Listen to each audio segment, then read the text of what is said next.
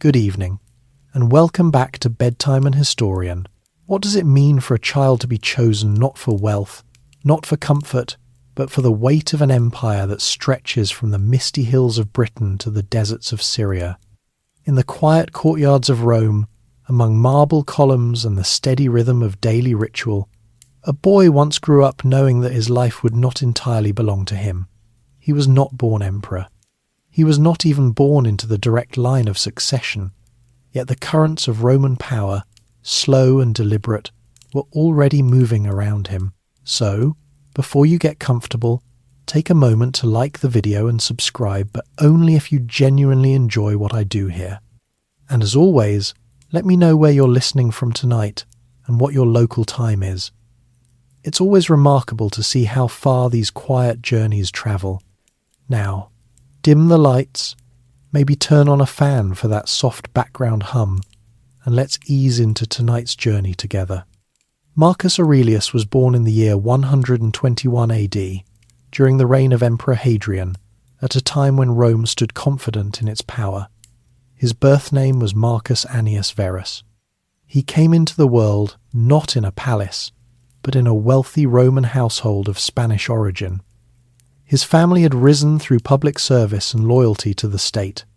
His father died when Marcus was still young, leaving the boy to be raised largely by his mother, Domitia Lucilla, a woman known for her seriousness and refinement.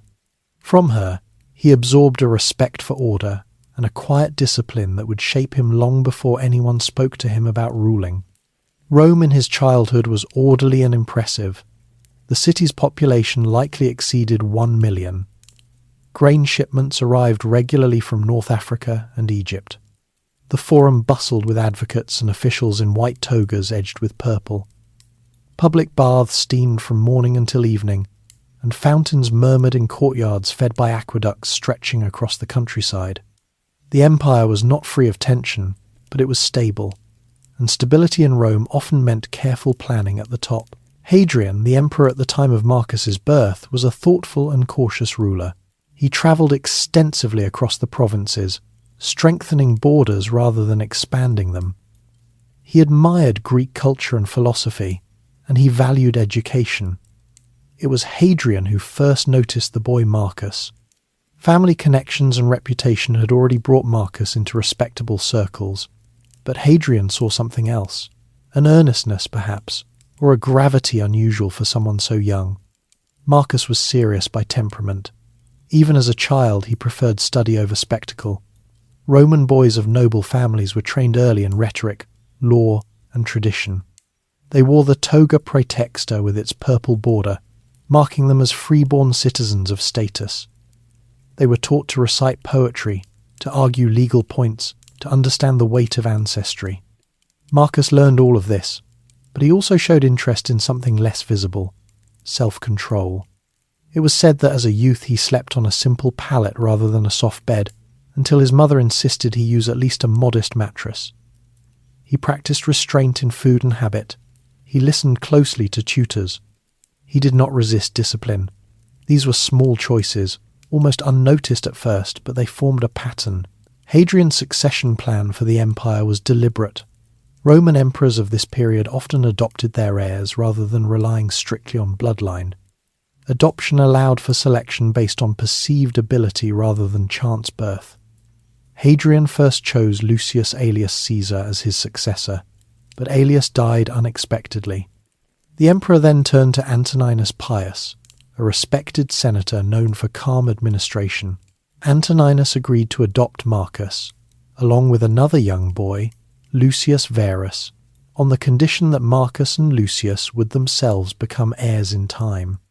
And so, before he was even a teenager, Marcus found his life redirected. Adoption in Roman aristocratic culture was formal and binding. It reshaped lineage, inheritance, and identity. Marcus became Marcus Aelius Aurelius Verus under Hadrian's arrangement, though his name would later shift again. What mattered most was that he was no longer simply the son of his birth family. He was now part of the imperial household. Antoninus Pius became emperor in 138 AD after Hadrian's death. His reign would last more than 2 decades and would prove to be one of the most peaceful in Roman history. For Marcus, these years were a long apprenticeship. Antoninus did not rush him into public display. Instead, he allowed him to grow steadily into responsibility. Marcus studied law, attended Senate sessions, and observed petitions from citizens. He learned how disputes were resolved, how grain distribution was managed, how taxation flowed from province to capital. Rome's strength depended on administration as much as on legions. In daily life, Marcus's environment was structured but not extravagant. Though he had access to imperial comforts, he maintained modest habits. Meals were simple by aristocratic standards: bread, olives, vegetables, occasional fish or meat. He wore the clothing expected of his rank, but without indulgent excess. His tutors included respected philosophers of the Stoic school. Stoicism taught that external events were beyond one's control, but internal judgment remained within one's power. This idea settled deeply into him. While other young nobles pursued social advancement through charm and networking, Marcus pursued steadiness. He wrote reflections to himself, short notes on conduct and attitude. These were not intended for publication. They were exercises in clarity. He reminded himself not to be distracted by praise, not to resent criticism, not to fear discomfort. These habits formed quietly. Roman society around him was layered and complex. Slaves performed much of the domestic labour in wealthy households. Freedmen managed business affairs. Senators debated policy. Soldiers stationed across the empire guarded frontiers from Britain to the Euphrates. Religious rituals punctuated civic life. Offerings were made to Jupiter, Mars, and household gods. Festivals filled the calendar. Beneath the marble and ceremony lay constant effort to keep the system functioning. Marcus was not isolated from these realities. He observed the legal status of citizens and non-citizens. He saw how provincial governors wielded authority. He understood that stability depended on discipline at every level. Even in times of peace, Rome required careful oversight. Antoninus involved Marcus increasingly in governance. By his early 20s, Marcus held positions that signalled preparation for supreme authority. He was named consul, a prestigious office. He accompanied Antoninus in reviewing official matters. Yet there was no visible impatience in him. He did not rush toward power. During these formative years, Marcus also married Faustina the Younger, Antoninus's daughter. The marriage reinforced succession plans and tied him more closely to the ruling family. Domestic life for an imperial household was both personal and political. Children would strengthen legitimacy. The couple would eventually have many children, though not all would survive to adulthood, a common sorrow in ancient families. As Marcus matured, Rome continued its steady course. The legions were disciplined, trade routes thrived, roads connected distant provinces. Roman citizenship carried privileges and responsibilities. The empire's scale required constant communication through letters and messengers travelling across land and sea. In the evenings, Marcus often read or wrote. Greek literature, especially the works of earlier philosophers, influenced him deeply. He admired Socrates for endurance and Epictetus for practical wisdom. He reminded himself that luxury could soften character. He practiced gratitude for mentors. He noted his own shortcomings without harshness. His temperament was not dramatic. He did not seek applause. Those around him observed his seriousness, sometimes mistaking it for melancholy. Yet it was not sadness. It was attention. He paid attention to himself and to the world. By the time Antoninus Pius entered the later years of his reign, Marcus was fully integrated into imperial duties. He attended council meetings, examined reports from governors, and prepared for military command, though he had not yet faced a major campaign. Peace, however, can be fragile. The empire's borders were vast, and distant tensions could travel inward. Marcus did not yet know that plague and prolonged warfare would one day define his reign. In his youth, Rome felt durable. The Danube frontier was guarded. The eastern provinces were watchful but stable. Grain stores were sufficient. The city's monuments stood polished and secure. He also did not yet know that his private reflections, written as exercises in self-discipline, would survive long after statues of him weathered. At this stage, he was still learning how to govern himself before governing others. Antoninus Pius died in 161 AD after a long illness. His passing was calm, without upheaval. Marcus, now in his late 30s, was prepared to assume full authority. The transition was orderly, as Hadrian had intended decades earlier. But that belongs to the next chapter of his life. For now, in these early years, what defined Marcus Aurelius was not power, but preparation. He lived inside a system carefully arranged by older men who believed in stability over spectacle. He absorbed their habits, their patience, their caution. He developed an inward steadiness that would soon be tested. The city around him continued its daily rhythm, vendors arranging produce at dawn, senators adjusting togas before debate, children reciting lessons in shaded courtyards, soldiers drilling in distant camps.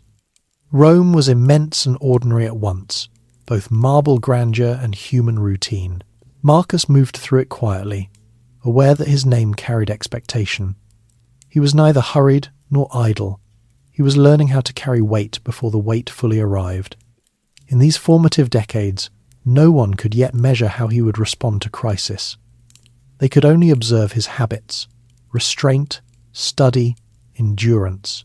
The empire he inherited would not remain untouched by hardship, but the boy chosen under Hadrian had grown into a man who understood that leadership began with the discipline of the self.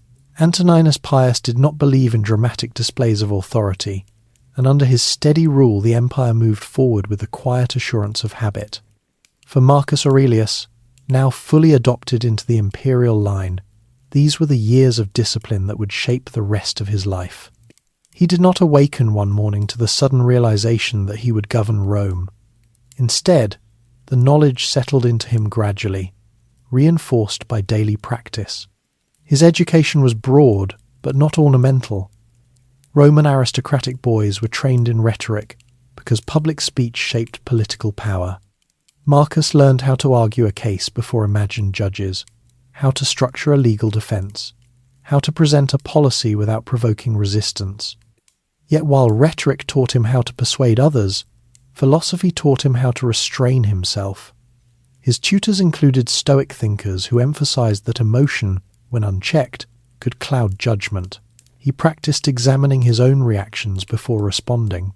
He rose early. Roman mornings began before the heat built in the city.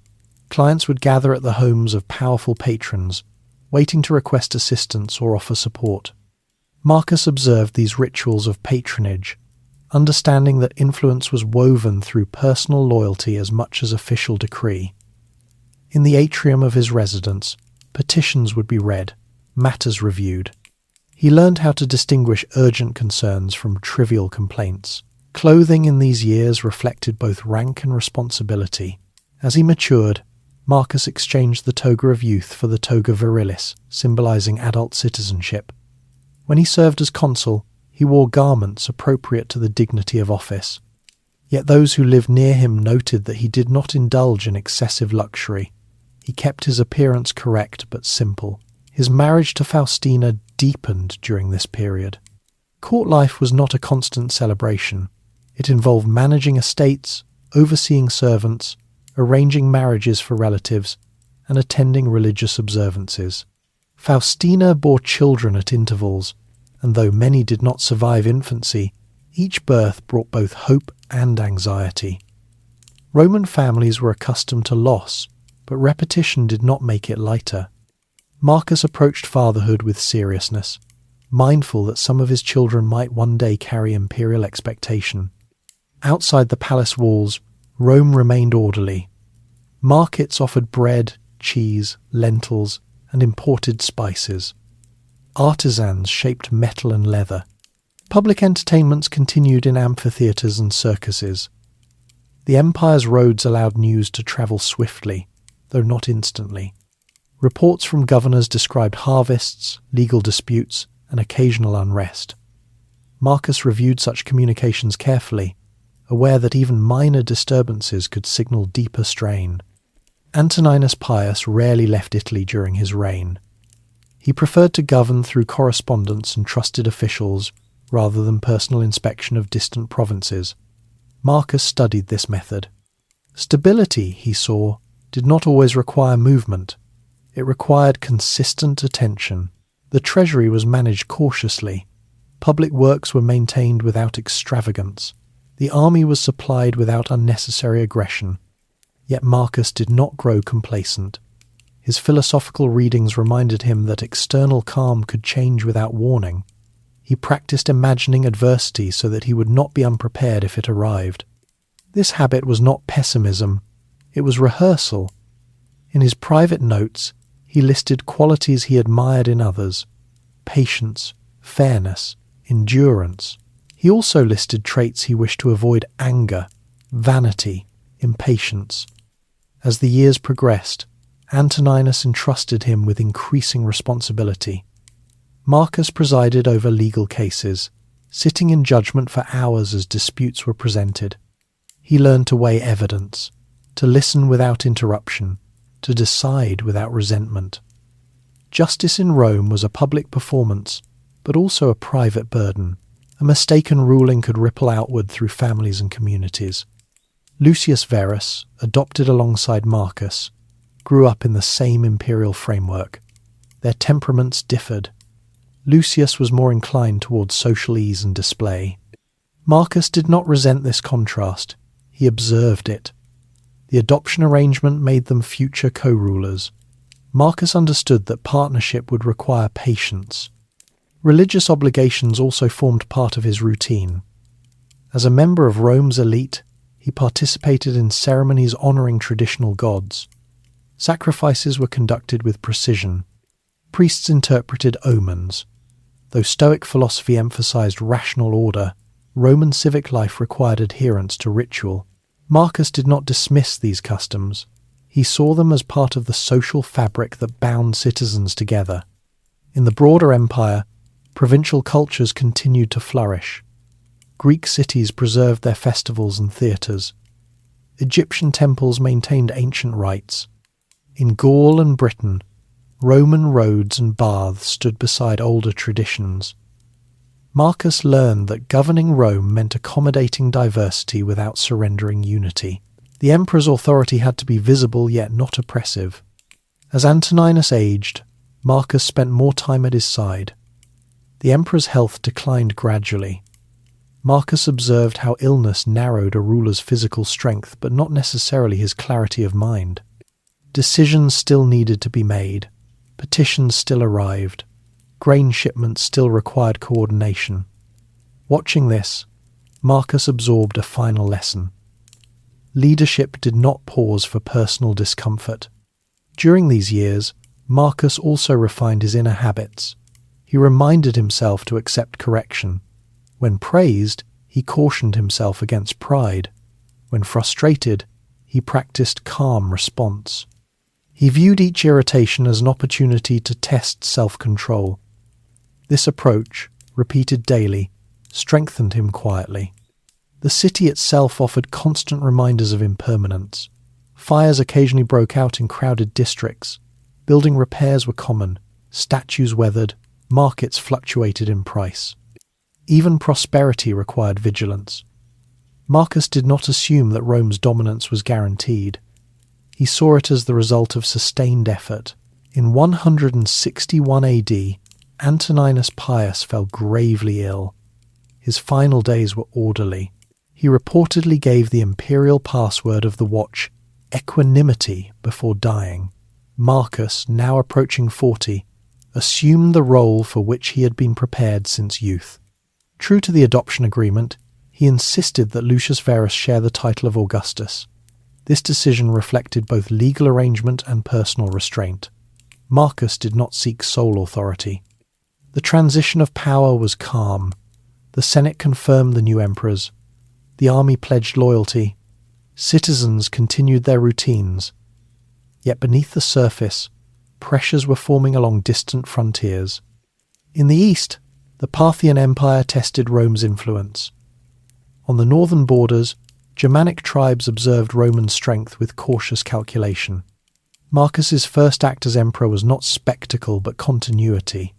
He maintained Antoninus's advisors. He honoured established policies. He reassured the Senate that stability would endure. His temperament remained measured, yet the calm inheritance would soon meet challenge. For now, at the beginning of his reign, Marcus carried into authority the habits forged in youth: early rising, careful reading, disciplined speech, philosophical reflection. He understood that governing others required governing oneself. He had spent decades practicing that principle. Rome did not erupt into celebration at his accession. It adjusted. Officials changed seals, messengers updated titles, coins were struck bearing new likenesses. In workshops, craftsmen engraved the imperial profile. Life continued. Marcus Aurelius stood at the centre of the system not as a conqueror eager for expansion, but as a custodian of order. The education of his early years had not prepared him for glory. It had prepared him for responsibility. The empire, vast and complex, would soon test the depth of that preparation. The world of Antoninus. When Marcus Aurelius stepped fully into adulthood, he did so under the long and steady shadow of Antoninus Pius, a ruler whose greatest achievement was not conquest but continuity. The empire he inherited as heir was not trembling.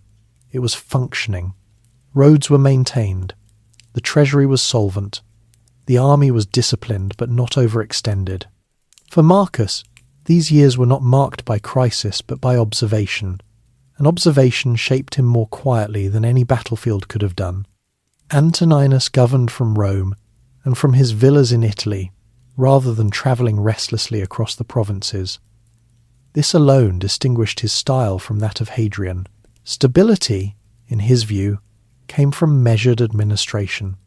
Marcus watched as petitions from distant cities arrived, daily requests for tax relief after floods, appeals from provincial councils seeking clarification of law, reports from governors detailing harvest yields and local disputes. Each document was read carefully. Marginal notes were written in controlled script. Decisions were delivered without theatrical flourish. Marcus learned that the machinery of empire was made not only of legions and marble arches, but of paperwork, patience, and precedent. The imperial court under Antoninus was orderly rather than extravagant. Meals were structured and modest by Roman aristocratic standards. Bread, olives, fruit, vegetables, and fish formed the core of daily fare. On formal occasions, roasted meats and imported delicacies appeared, but excess was not the norm. Servants moved quietly. Freedmen managed correspondence and accounts. The emperor's presence did not require constant ceremony. It required attention to duty. Marcus adopted these rhythms naturally. He attended the morning salutatio, where clients and officials presented themselves in respectful sequence. He observed how Antoninus listened without interruption, rarely raising his voice. Authority, he saw, did not need volume. It required consistency. Roman daily life during these decades followed predictable patterns. At dawn, bakers opened their ovens. Merchants arranged stalls along the forum. Senators gathered in curia buildings to debate matters that affected provinces thousands of miles away. The baths filled in the afternoon with conversation, steam, and the scent of oil. In the evenings, households dined and small lamps illuminated courtyards. Marcus did not isolate himself from these patterns.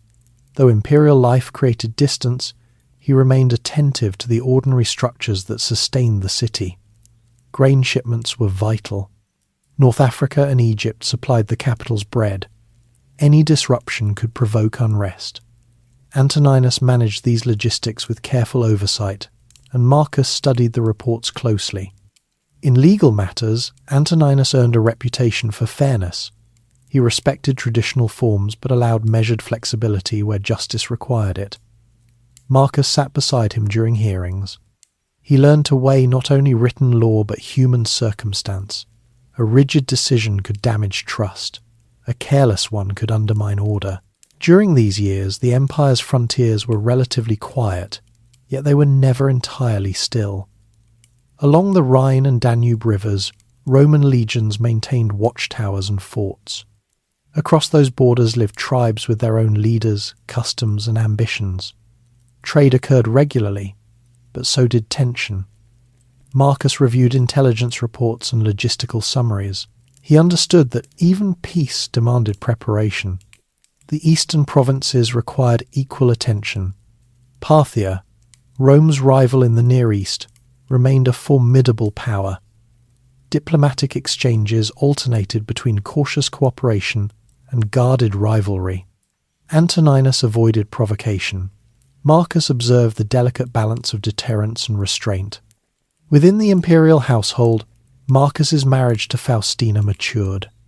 She bore children in succession, and the rhythms of pregnancy, birth, and mourning shaped domestic life. Roman aristocratic women were expected to manage estates, oversee servants, and embody family dignity. Faustina fulfilled these roles. Court gossip occasionally circulated, as it always did in centres of power, but Marcus did not allow rumour to distract him from governance. Their surviving children brought both hope and anxiety. Infant mortality remained high even among the elite. Each loss reinforced Marcus's awareness of impermanence. He did not express grief in dramatic gestures. Instead, he folded it inward, examining his reaction, reminding himself of the Stoic teaching that attachment must coexist with acceptance. The intellectual atmosphere of Rome during Antoninus's reign remained vibrant. Greek philosophy was studied widely among the educated class. Marcus continued to read and correspond with teachers who reinforced his commitment to self-discipline. He admired Epictetus's insistence that freedom lay in controlling one's own judgment. He reminded himself that public honour was fleeting, that criticism was inevitable, and that character required vigilance. Meanwhile, public entertainment continued. Chariot races in the Circus Maximus drew immense crowds. Gladiatorial games, though brutal, remained popular. Marcus attended such events when required, though he did not indulge in their spectacle. He maintained composure, aware that emperors were watched closely in every public setting. Antoninus relied heavily on the Senate, preserving its dignity even while maintaining ultimate authority. Marcus observed this balance carefully. Alienating the Senate could create instability. Flattering it excessively could weaken executive clarity. Governance in Rome required cooperation between institutions. Financial policy during these years remained conservative. Antoninus avoided unnecessary military campaigns that would drain the treasury. Infrastructure projects were maintained but not expanded recklessly. Provincial taxation remained steady. Marcus understood that fiscal stability underpinned military strength and public trust. Outside Rome, provincial cities thrived under Roman administration. In Asia Minor, theatres and libraries flourished. In Gaul, agricultural estates expanded. In Britain, forts stood against cold winds and occasional tribal resistance. Marcus read dispatches from these regions, building a mental map of the empire's complexity. The imperial court was not without tension. Advisors competed for influence. Provincial governors sought favour. Ambition existed even within stability.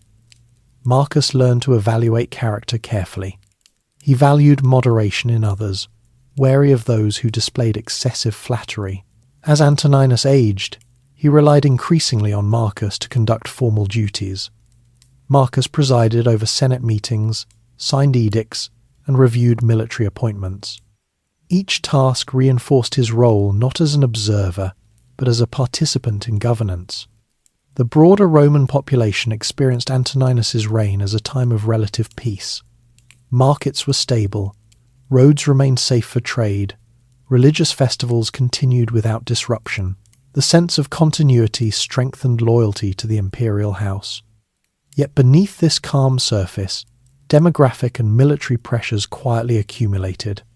Population growth along frontier regions increased competition for land. Germanic tribes formed shifting alliances. In the east, Parthian influence extended toward Armenia.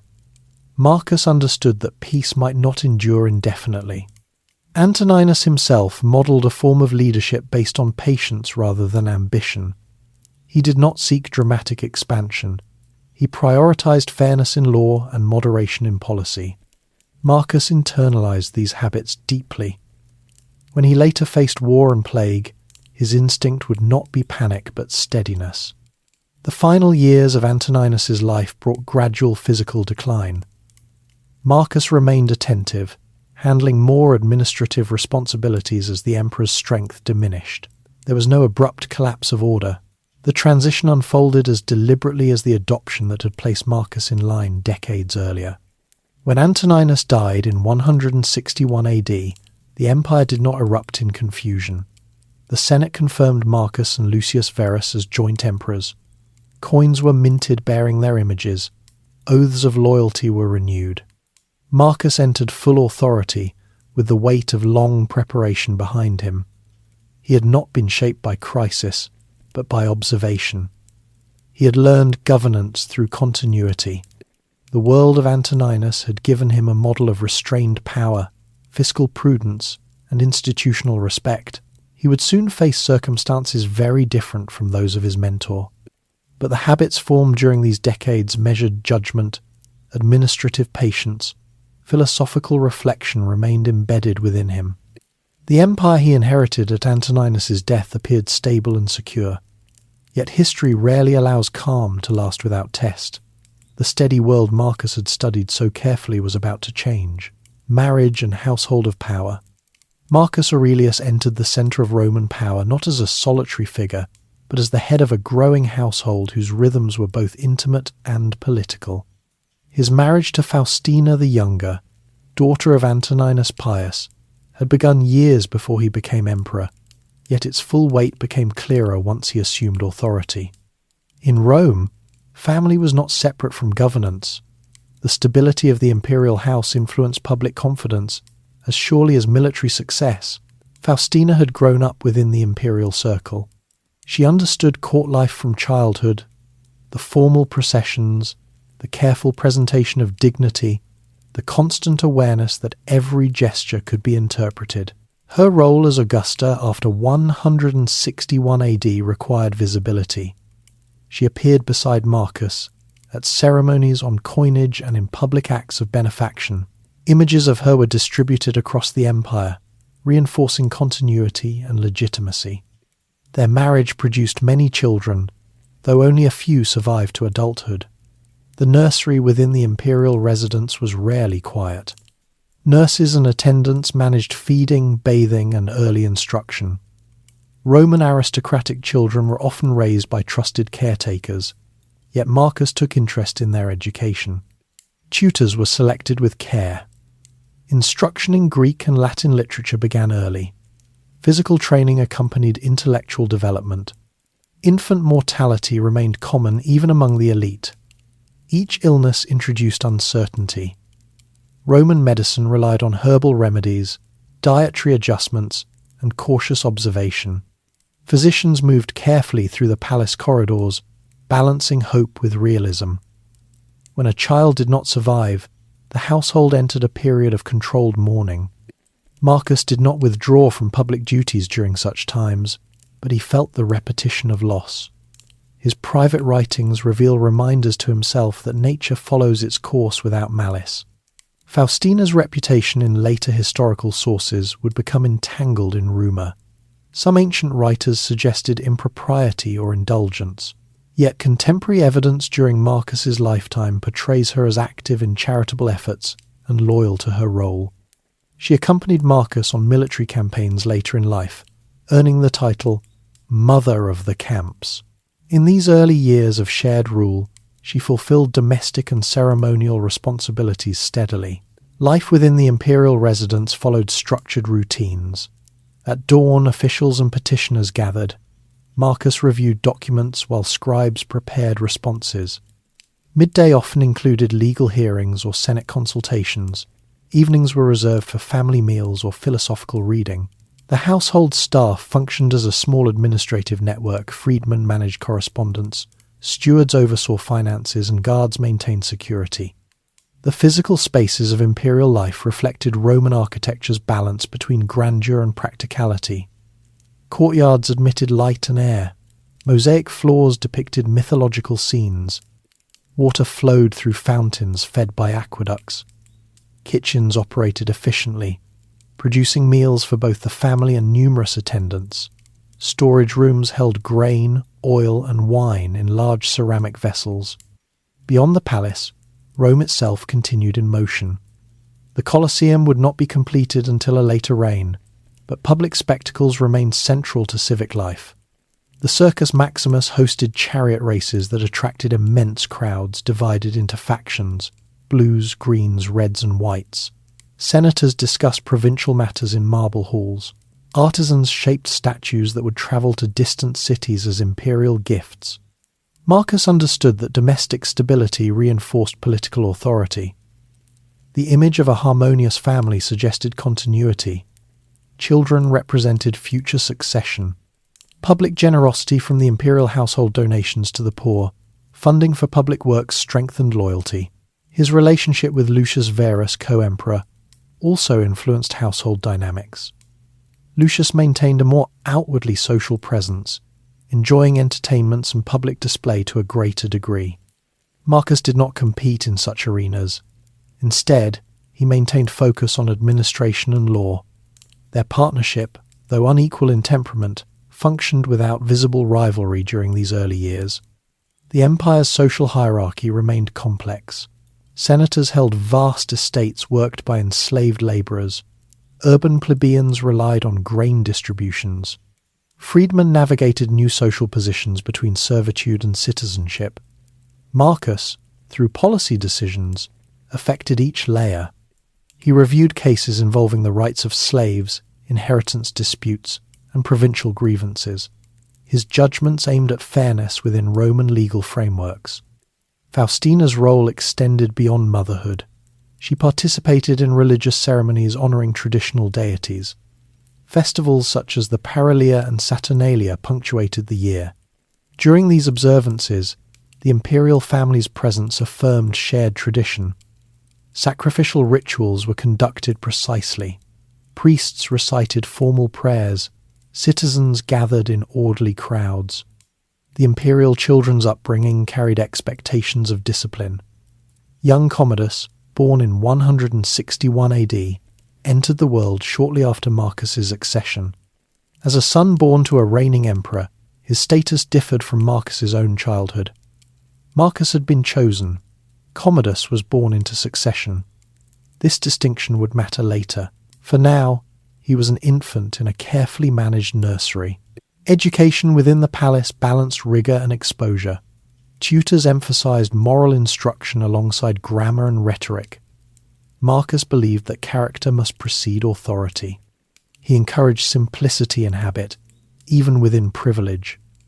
Soft bedding and rich garments were available, yet moderation was encouraged. Outside the capital, signs of tension began to emerge. In the east, the Parthian Empire made movements that threatened Roman client kingdoms. News travelled through official channels. Reports were discussed in council chambers. The calm domestic routines of Rome existed alongside strategic calculations far beyond Italy's borders. Marcus divided his attention carefully. Morning hours addressed governance. Afternoon consultations reviewed military intelligence. Evening reflections allowed him to assess his own responses. He did not separate personal life from imperial duty. Both required vigilance. Faustina's presence provided continuity during transitions. She represented the previous emperor's lineage as well as the current regime's future. Coins bearing her image circulated widely, reinforcing imperial unity. The distribution of such imagery was not accidental. It shaped perception across distant provinces. Within the palace walls, celebrations accompanied surviving children's birthdays. Tutors presented progress reports. Physicians monitored health. The imperial household resembled many Roman aristocratic families in structure, though amplified in scale. Servants maintained clothing, prepared baths, and ensured security. The number of individuals dependent on imperial employment was considerable. Marcus's philosophical commitments did not isolate him from affection. He valued his children's development. He sought to model patience. Yet he remained aware that attachment could not prevent loss. Stoicism did not remove emotion. It framed it within acceptance. As co-emperors, Marcus and Lucius shared titles and responsibilities. Lucius would soon lead campaigns in the east, leaving Marcus in Rome to manage administration. Their complementary roles reflected the practical demands of empire. No single ruler could oversee every frontier simultaneously. The streets of Rome during these years reflected prosperity. Markets offered imported goods from across the Mediterranean. Sculptors crafted portraits in marble. Public baths expanded social interaction. Yet, prosperity required constant maintenance. Grain supplies depended on stable sea routes. Provincial governors needed oversight. Marcus's household functioned as both family and symbol. Each child born represented continuity. Each public appearance reinforced authority. Each private decision carried potential public consequence. In these years before war and plague transformed the empire's mood, Marcus experienced the balance of domestic life and imperial responsibility. The nursery's quiet sounds coexisted with Senate debates. The rhythm of household meals paralleled the rhythm of legal hearings. Shared throne, gathering storms. When Antoninus Pius died in 161 AD, the Senate confirmed Marcus Aurelius as emperor without resistance. What surprised many observers, however, was Marcus's immediate insistence that Lucius Verus share equal authority. The arrangement had been anticipated in Hadrian's adoption plan, but Marcus had the option to rule alone. Instead, he chose partnership. This decision revealed several layers of his character. He respected precedent. He avoided appearing ambitious. He recognized that governing a vast empire required division of labor. Rome stretched from the Atlantic to Mesopotamia, from the forests of Germania to the deserts of North Africa. Communication, though efficient by ancient standards, still required weeks or months. Shared authority provided flexibility. Lucius Verus, younger and more inclined toward visible leadership, accepted the Eastern Command soon after their accession. Trouble had arisen in Armenia, a buffer kingdom between Rome and Parthia. The Parthian king had installed his own candidate on the Armenian throne, challenging Roman influence. Such actions could not be ignored without weakening Rome's reputation among allies and rivals alike. Marcus remained in Rome to oversee administration, while Lucius prepared to depart eastward. The division was practical. Marcus managed legal reforms, fiscal oversight, and Senate relations. Lucius would supervise the military campaign. The arrangement also reflected temperament. Marcus preferred careful review of documentation and philosophical discipline. Lucius appeared more comfortable with the pageantry of command. Before Lucius departed, preparations filled the capital. Troops assembled. Supply routes were mapped. Armor and weapons were inspected. Grain and fodder were calculated for long marches. Military logistics required precision. A Roman legion on campaign was a mobile community of thousands of soldiers, engineers, physicians, craftsmen, and support staff. Ensuring their efficiency demanded coordination between provincial governors and central administration. Marcus attended to these details without spectacle. He reviewed financial allocations for the campaign. He examined reports from the eastern provinces describing terrain, fortifications, and alliances. He met with senior commanders, confirming loyalty and strategy. Lucius's journey east signaled a shift in imperial focus. For years, Rome had enjoyed relative calm. Now war would test its resources. Though Marcus did not personally lead the Eastern campaign, he remained fully engaged in its progress. Dispatches arrived regularly, describing movements near the Euphrates and the recapture of Armenian territory. Rome's population responded to news of war with mixed emotion. Victories inspired confidence, setbacks produced concern. Markets adjusted prices cautiously, anticipating increased military expenditure. The Senate debated appropriations. Public rituals invoked divine favor for the legions. Within the imperial household, life continued in structured rhythm. Faustina oversaw domestic responsibilities, while Marcus balanced governance with family life. Children grew. Tutors instructed them in literature and discipline. Commodus, still young, observed a father who carried authority without visible agitation. The Eastern campaign progressed gradually. Roman forces regained control in Armenia and advanced into Mesopotamia. Cities such as Seleucia and Ctesiphon came under Roman pressure. Victory seemed assured. Yet beneath the surface of military success, an unseen danger travelled with the returning troops. In 165 AD, reports emerged of a devastating illness spreading among soldiers in the east. The disease, later known as the Antonine Plague, likely smallpox or measles, moved swiftly through crowded camps. Symptoms included fever, rash, and weakness. Mortality rates were high. Physicians struggled to understand its cause. The concept of contagion was not scientifically articulated, but observers recognized patterns of spread. As soldiers returned westward, the illness travelled with them. What had begun as a distant military complication soon entered Roman cities. In crowded urban districts, disease moved rapidly. Rome, with its dense population and frequent gatherings, proved vulnerable. Marcus faced a challenge unlike any he had prepared for. War required strategy and discipline. Plague demanded endurance and adaptability. Grain supplies needed protection. Public order required reassurance. Burial practices became strained as deaths increased. Lucius Verus returned from the east in 166 AD, bringing both military success and the epidemic's shadow. The co-emperors confronted crisis together. Temples filled with supplicants seeking divine intervention. Physicians applied treatments based on prevailing medical theory, balancing humours, prescribing herbal remedies, but their effectiveness remained limited. Marcus responded by maintaining administrative stability. He ensured grain distributions continued. He avoided panic-driven decrees. He reinforced military readiness along frontiers weakened by loss of manpower. The empire's strength depended not only on surviving the disease, but on preventing opportunistic incursions by external enemies. The Danube frontier soon required attention. Germanic tribes, observing Roman vulnerability, increased pressure along the border. Raids intensified. Marcus could no longer remain solely in Rome. The philosopher emperor would have to lead troops personally. Before departing north, he ensured domestic order. Faustina remained a stabilizing presence in the capital. The Senate cooperated in emergency measures.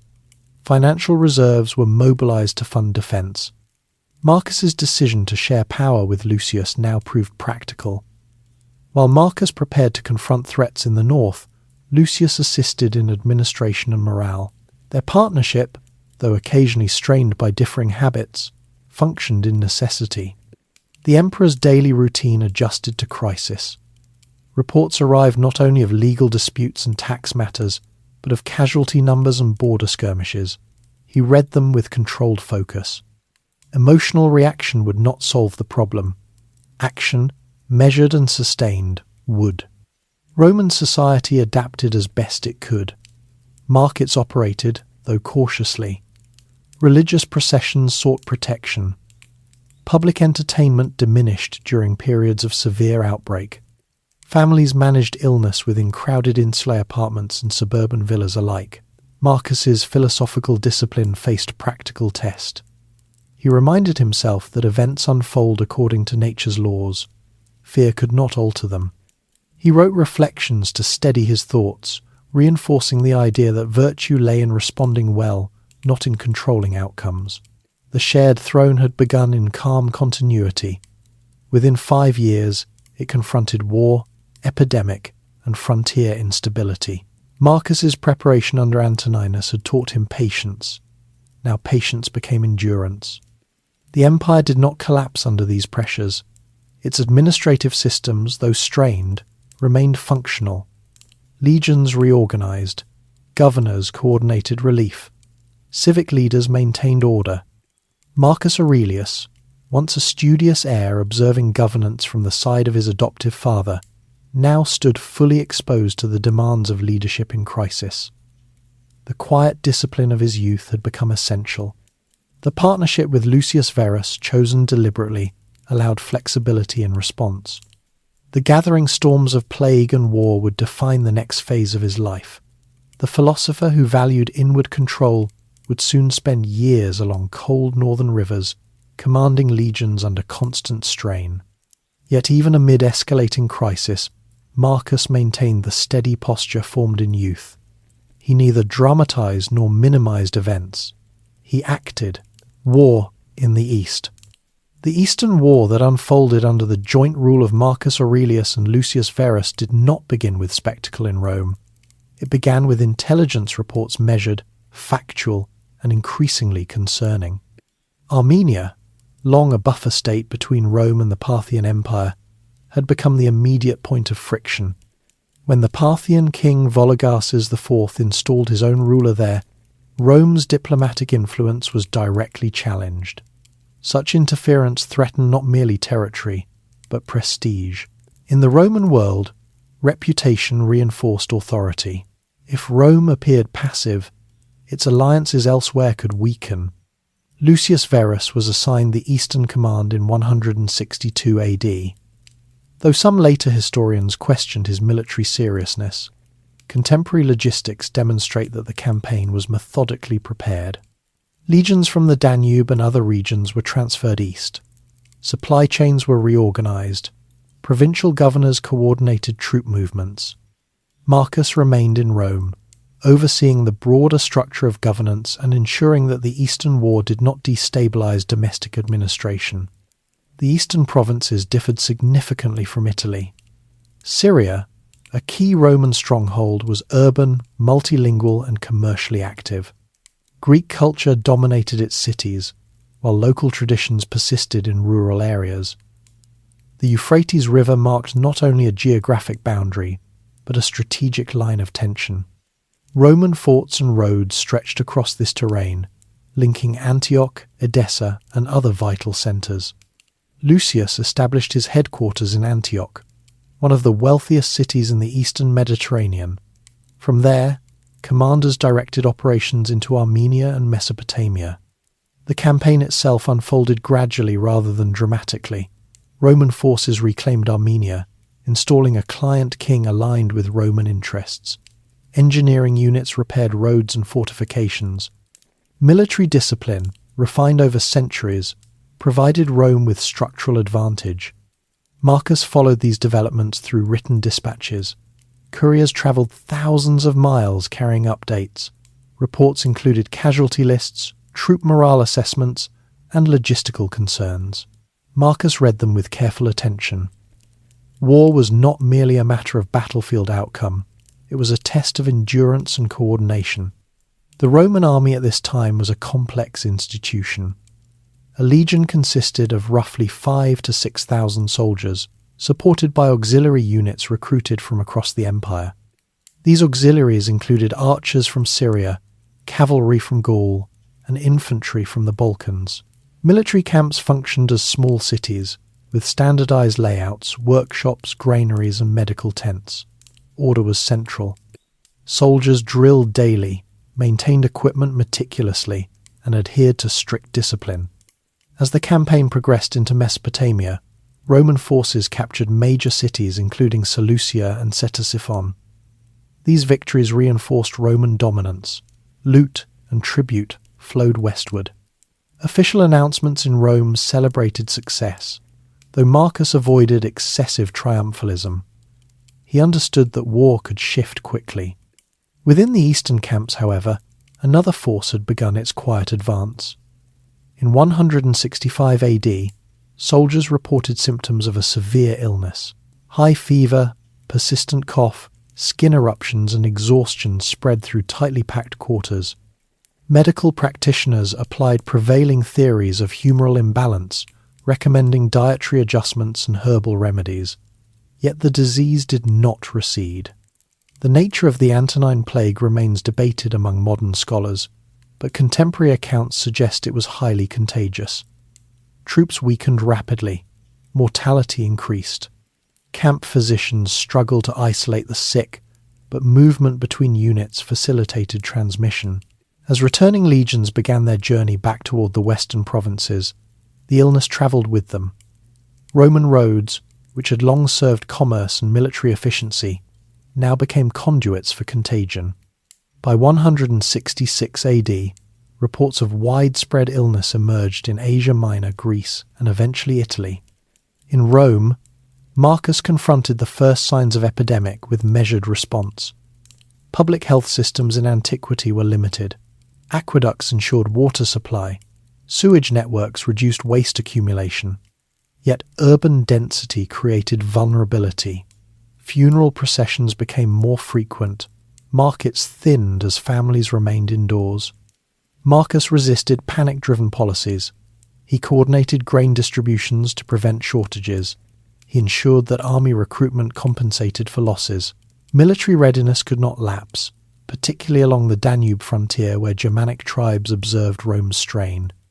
Lucius Verus returned to Italy in 166 AD after the Eastern victories.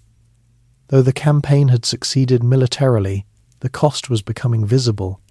The co-emperors celebrated a joint triumph in Rome, a ceremonial acknowledgement of victory. Processions moved through the city, displaying spoils and captives. Yet beneath the formal celebration lay awareness of the spreading disease. The triumph did not signal rest. The Danube frontier soon erupted into intensified conflict. Germanic tribes, including the Marcomanni and Quadi, crossed into Roman territory. Villages in northern Italy experienced raids. For the first time in generations, Italian soil itself felt direct threat from external enemies. Marcus recognized that the center of gravity had shifted from the east to the north. The empire's military resources, already weakened by plague, required reorganization. Recruitment expanded to include slaves and gladiators in some cases, an unusual measure reflecting manpower shortages. As preparations for northern campaigns accelerated, Marcus spent increasing time reviewing troop deployments and frontier reports. The philosopher emperor, once primarily an administrator, prepared to lead military operations personally. He did not abandon Rome impulsively. He ensured domestic governance remained functional before departing. The Eastern War, though concluded with victory, had changed the empire's trajectory.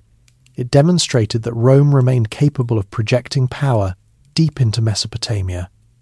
Yet it also revealed vulnerability. The Antonine Plague would persist intermittently for years, reducing population and straining labour supply. Economic effects soon became evident. Agricultural production declined in regions heavily affected by illness. Tax revenues fluctuated. Some estates lacked sufficient labourers. Prices in markets adjusted accordingly. Marcus responded by avoiding drastic fiscal measures. Stability required gradual adaptation rather than sudden reform. Within the imperial household, concern accompanied public duty. Faustina oversaw charitable distributions to affected communities. Temples organized rituals seeking divine protection. Philosophers debated the nature of suffering and fate. Marcus continued writing private reflections, reminding himself that events beyond his control required disciplined acceptance. The Roman public, accustomed to imperial security, confronted uncertainty. Yet Rome's institutional resilience proved strong. Governors maintained order in provinces. Legions restructured along the Danube. Civic leaders coordinated relief efforts. Lucius Verus died in 169 AD, while travelling with Marcus toward the northern frontier, reportedly from illness. His death ended the co-emperorship. Marcus became sole ruler at a moment of intensified crisis. The partnership that had begun in optimism now concluded in shared hardship.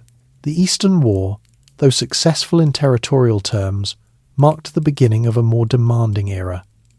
Marcus had inherited stability. Now he governed amid epidemic and invasion. The structures he had studied under Antoninus were being tested. He did not react with spectacle or dramatic proclamation. He continued the habits formed decades earlier, reading reports carefully, consulting advisors, maintaining composure. The war in the east had proven Rome's strength. The plague had revealed its fragility. As Marcus turned his attention northward to confront Germanic incursions, he carried with him lessons from the Eastern campaign. Victory did not eliminate vulnerability. Discipline must endure even when triumph fades. The Roman Empire, vast and interconnected, moved forward under his steady guidance. Roads remained active, markets reopened cautiously, legions regrouped. Marcus Aurelius, once the quiet student under Hadrian's gaze, now faced a reality far more complex than the orderly world of Antoninus. The Eastern War had expanded Rome's reach and exposed its limits. The emperor's task was no longer simply to preserve inherited calm, but to sustain coherence through disruption. The Antonine Plague. By the late 160s AD, the illness that had first appeared among soldiers in the eastern provinces no longer seemed like a temporary misfortune carried home from distant campaigns. It had settled into the empire itself. The Antonine Plague, as later generations would call it, spread through cities, villages, military camps, and estates with a persistence that unsettled even seasoned administrators. Marcus Aurelius confronted not a single wave of disease, but recurring outbreaks over years. Ancient sources describe fevers that lingered, eruptions on the skin, and weakness so severe that daily labour became impossible. Mortality affected both urban centres and rural districts. In Rome, funeral pyres burned more frequently. In provincial towns, civic leaders struggled to maintain essential services as craftsmen and labourers fell ill. The Roman world had never been immune to disease. Earlier epidemics had occurred, and medical theory offered frameworks for understanding illness in terms of bodily humours and environmental imbalance. Physicians like Galen, who would later treat Marcus himself, emphasised observation and regimen, yet the scale of this outbreak exceeded ordinary expectation. Marcus's response was administrative rather than theatrical. He ensured that grain distributions continued despite reduced manpower in ports and warehouses. The Annona, Rome's grain supply system, remained critical to preventing unrest. Ships still arrived from Egypt and North Africa. Though crew losses complicated schedules, harbour officials coordinated unloading with caution, aware that sailors themselves could carry infection. The army suffered significantly. Legions stationed along the Danube frontier reported decreased numbers. Replacements were recruited from across the empire, including regions less affected at first by the disease. Marcus authorized the enlistment of freed slaves and even gladiators, a practical decision reflecting urgent need. Training intensified to compensate for reduced experience among new recruits. Economic consequences became visible. Agricultural estates struggled with labour shortages. Some fields went partially uncultivated. Urban workshops reduced production. Tax revenues fluctuated, though the imperial treasury, carefully maintained under Antoninus, provided buffer capacity. Marcus resisted imposing severe new taxes during peak outbreak periods, recognizing that overburdening a weakened population could destabilize loyalty. Religious life intensified. Citizens turned to traditional rituals seeking relief. Temples conducted sacrifices to Jupiter, Apollo, and other deities associated with healing and protection. Foreign cults also attracted attention. In times of crisis, spiritual diversity expanded as individuals sought reassurance. Marcus did not suppress these expressions. He understood that public morale depended partly on shared belief. Funeral practices adapted under strain. Cremation remained common, but capacity became limited in heavily affected regions. Families performed rites with reduced ceremony when necessary. Public spaces occasionally displayed notices warning of contagion, though the concept lacked modern medical clarity. Isolation was practiced informally, with households attempting to separate the sick when possible. Marcus continued to travel north to confront Germanic incursions while managing epidemic response. His life now alternated between frontier encampments and administrative centres. Communication required reliable couriers, who themselves risked exposure. He relied on written reports more heavily than ever. In his private reflections, later compiled as the Meditations, Marcus addressed mortality directly. He reminded himself that death was natural, neither shameful nor unexpected. He urged himself to perform duty without complaint. These notes were not intended for public reassurance. They were tools of self-discipline. He did not deny grief. He contextualized it. The plague affected all social classes. Senators lost heirs, soldiers lost comrades, merchants lost partners. The universality of vulnerability reinforced Marcus's Stoic conviction that external events do not discriminate according to status. What remained within control was response. Urban life adjusted gradually. Markets reopened between waves of illness. Artisans resumed work. Public entertainments returned cautiously. The Roman appetite for routine proved resilient. Infrastructure such as aqueducts and baths continued operation, though maintenance crews sometimes operated understaffed. Medical practitioners attempted varied treatments. Herbal preparations, bloodletting, dietary restrictions, and environmental adjustments were prescribed. Some recoveries occurred, offering hope. Yet recurrence undermined confidence in any single remedy. Marcus faced criticism from some quarters for not attributing the plague to specific divine displeasure or moral failing. His philosophical outlook emphasized natural causes rather than supernatural punishment.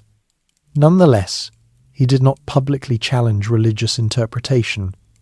He allowed rituals to proceed, understanding their social function. The Danube frontier demanded sustained military attention. Germanic tribes pressed southward, at times crossing into Roman territory. Marcus established long-term military presence along the border. Camps expanded into semi-permanent installations. Winter conditions along the river were harsh. Soldiers endured cold, limited supplies, and ongoing disease risk. Despite these pressures, the empire did not fracture. Provincial governors maintained communication. Tax collection, though reduced in volume, remained structured. The Senate cooperated in emergency funding measures. Civic elites in cities contributed resources for relief efforts. Faustina accompanied Marcus on portions of the northern campaigns. Her presence among troops earned respect and strengthened morale. She supervised charitable initiatives supporting soldiers' families. Court life adapted to frontier conditions. Tents and wooden structures replaced marble halls, but administrative order remained. By the early 170 CES, the plague had reduced the empire's population significantly, though precise numbers remain uncertain. Some historians estimate mortality rates reaching millions across decades. For Marcus, the figures translated into tangible administrative challenges: depleted legions, reduced agricultural output, strained urban services. He did not respond with despair. Instead, he emphasized continuity. New recruits were trained. Vacant offices were filled. Infrastructure repairs continued. The empire's resilience depended on consistent leadership. In Rome itself, public sentiment fluctuated between anxiety and adaptation. Citizens accustomed to imperial prosperity confronted vulnerability. Yet the long tradition of Roman discipline, military, civic, familial, provided foundation for recovery. Marcus's philosophical practice deepened during these years. He reminded himself daily that reputation, fear, and bodily health were transient. Virtue, defined as rational and just action, remained constant. These reflections sustained him through repetitive strain rather than sudden catastrophe. The Antonine plague did not end abruptly. It receded in phases, reappeared in clusters, and lingered over years.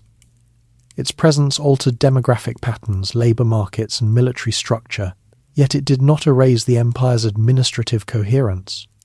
Marcus Aurelius, facing epidemic and invasion simultaneously, demonstrated a form of leadership grounded in steadiness rather than dramatic proclamation. He neither exaggerated success nor concealed hardship. He adjusted policies incrementally, maintaining focus on structural stability. The philosopher emperor's education under Antoninus had emphasized fiscal prudence and measured governance. Now those habits sustained Rome through biological crisis. Grain still arrived. Courts still functioned. Legions still patrolled. As the plague's intensity fluctuated, Marcus prepared for sustained engagement along the northern frontier. The next phase of his life would unfold far from Rome's marble forums, in the colder air beside the Danube, where war and recovery would intersect. Pressure along the Danube. While the Antonine plague continued its uneven course across the empire, the northern frontier hardened into the central arena of Marcus Aurelius's reign. The Danube River, wide and cold, marked not only a geographic boundary, but a line between two worlds. On its southern bank stood Roman forts, stone-built and methodical. Beyond it lived a shifting constellation of Germanic tribes Marcomanni, Quadi, Vandals, and others whose political structures were less centralized but no less determined. The disturbances along this frontier were not entirely new. Border tension had always been part of Rome's reality. Trade moved across the river as well as raiding parties. Tribal leaders negotiated with Roman officials, sometimes accepting subsidies in exchange for peace. Yet in the late 160 CES, demographic pressure and opportunity converged. The plague had reduced Roman troop strength. Internal migrations among tribes pushed groups southward. Alliances formed and dissolved rapidly. In 166 and 167 AD, incursions intensified. Tribal groups crossed the Danube in greater numbers than usual. Some settlements in Pannonia and Noricum were attacked. Reports reached Rome describing farms burned and garrisons tested. Marcus, already engaged in epidemic management, faced the necessity of sustained military presence. Unlike the Eastern War, which Lucius Verus had commanded, the northern conflict required Marcus himself to take the field. He travelled to the frontier, establishing headquarters near Carnuntum and other strategic points. The emperor's presence among the legions served multiple purposes: coordination, morale, and symbolic reassurance. Life in the frontier camps differed sharply from life in Rome. Wooden palisades surrounded orderly rows of tents or barracks. The air carried the scent of damp earth, leather, and smoke. Soldiers rose at dawn, drilled in formation, repaired fortifications, and maintained equipment. Discipline remained strict, despite reduced numbers. Marcus adapted to this environment without theatrical adjustment. He shared proximity to the troops, reviewed patrol reports, and met with commanders daily. He did not present himself as a heroic conqueror. He presented himself as responsible authority. His clothing, though imperial in rank, remained practical for campaign conditions. The Marcomannic Wars, as they would later be called, unfolded over years rather than a single dramatic confrontation. Roman strategy emphasized containment and counterattack. Forts were reinforced. Supply lines secured. When necessary, legions crossed the Danube to disrupt tribal coalitions before they could consolidate. The Germanic tribes did not operate as a unified state. Leadership was decentralized. Roman diplomats attempted to negotiate with individual chieftains, offering subsidies or land arrangements in exchange for peace. Some agreements held briefly. Others dissolved under pressure from rival factions. Marcus's administrative mind approached war as extended problem-solving rather than sudden glory. He studied terrain maps. He reviewed intelligence from scouts. He balanced offensive maneuvers with defensive consolidation. The Danube region's climate demanded endurance. Winters were severe. Rivers froze. Movement slowed. Despite hardship, the Roman army retained structural advantages. Engineering units constructed bridges and temporary fortifications efficiently. Legionary training allowed coordinated maneuvering, even under difficult conditions. Marcus ensured that pay was delivered reliably, understanding that morale depended partly on predictable compensation. The plague continued to affect troop strength intermittently. Replacement recruits required training. Veterans carried experience but also fatigue. Marcus rotated units when possible, though manpower constraints limited flexibility. He encouraged discipline through example rather than reprimand. Faustina's presence along the frontier reinforced stability. She supported families of soldiers and supervised charitable distributions. Her role earned respect among troops who saw the imperial household sharing their environment. Back in Rome, governance continued under appointed officials. The Senate cooperated in funding military campaigns. Grain distribution remained stable. The capital did not descend into panic, though news of frontier battles circulated steadily. Marcus spent increasing time writing during these campaigns. In spare moments within tents or temporary headquarters, he recorded reflections, reminders to act justly, to endure cold and discomfort without complaint, to accept the limits of control. These writings, never intended for publication, reveal the intersection of philosophy and lived strain. The frontier conflict gradually shifted momentum. By the early 170s, Roman forces regained initiative. Some tribal leaders sought negotiated settlement, others resisted. Marcus considered the possibility of establishing new provinces north of the Danube, though such plans required careful evaluation of sustainability. Military operations extended deep into tribal territory at times, demonstrating Roman capacity to project force despite earlier losses from plague. Yet Marcus avoided unnecessary expansion. Securing stable borders remained priority. The cost of prolonged warfare was measurable. Treasury reserves declined gradually. Recruitment demanded incentives. Agricultural regions near the frontier suffered disruption. Marcus balanced military necessity with fiscal caution. The emperor's physical endurance was tested. Campaign life exposed him to harsh weather, irregular sleep, and constant decision-making. Yet observers noted his composure. He did not indulge in anger toward defeated enemies nor excessive celebration of victory. In some cases, defeated tribes were relocated within imperial territory under supervision. Such policies aimed to stabilize border regions while integrating new populations gradually. These arrangements required administrative oversight to prevent future unrest. Communication between frontier and capital remained essential. Couriers rode along established routes. Written instructions maintained continuity of governance. Marcus's dual-role military commander and civil administrator required sustained attention. As years passed, the Danube conflict defined the middle period of his reign. The philosopher emperor who had once observed Antoninus's calm administration now governed amid persistent strain. Yet the empire did not fracture. Institutions adapted. The pressure along the Danube revealed both vulnerability and resilience.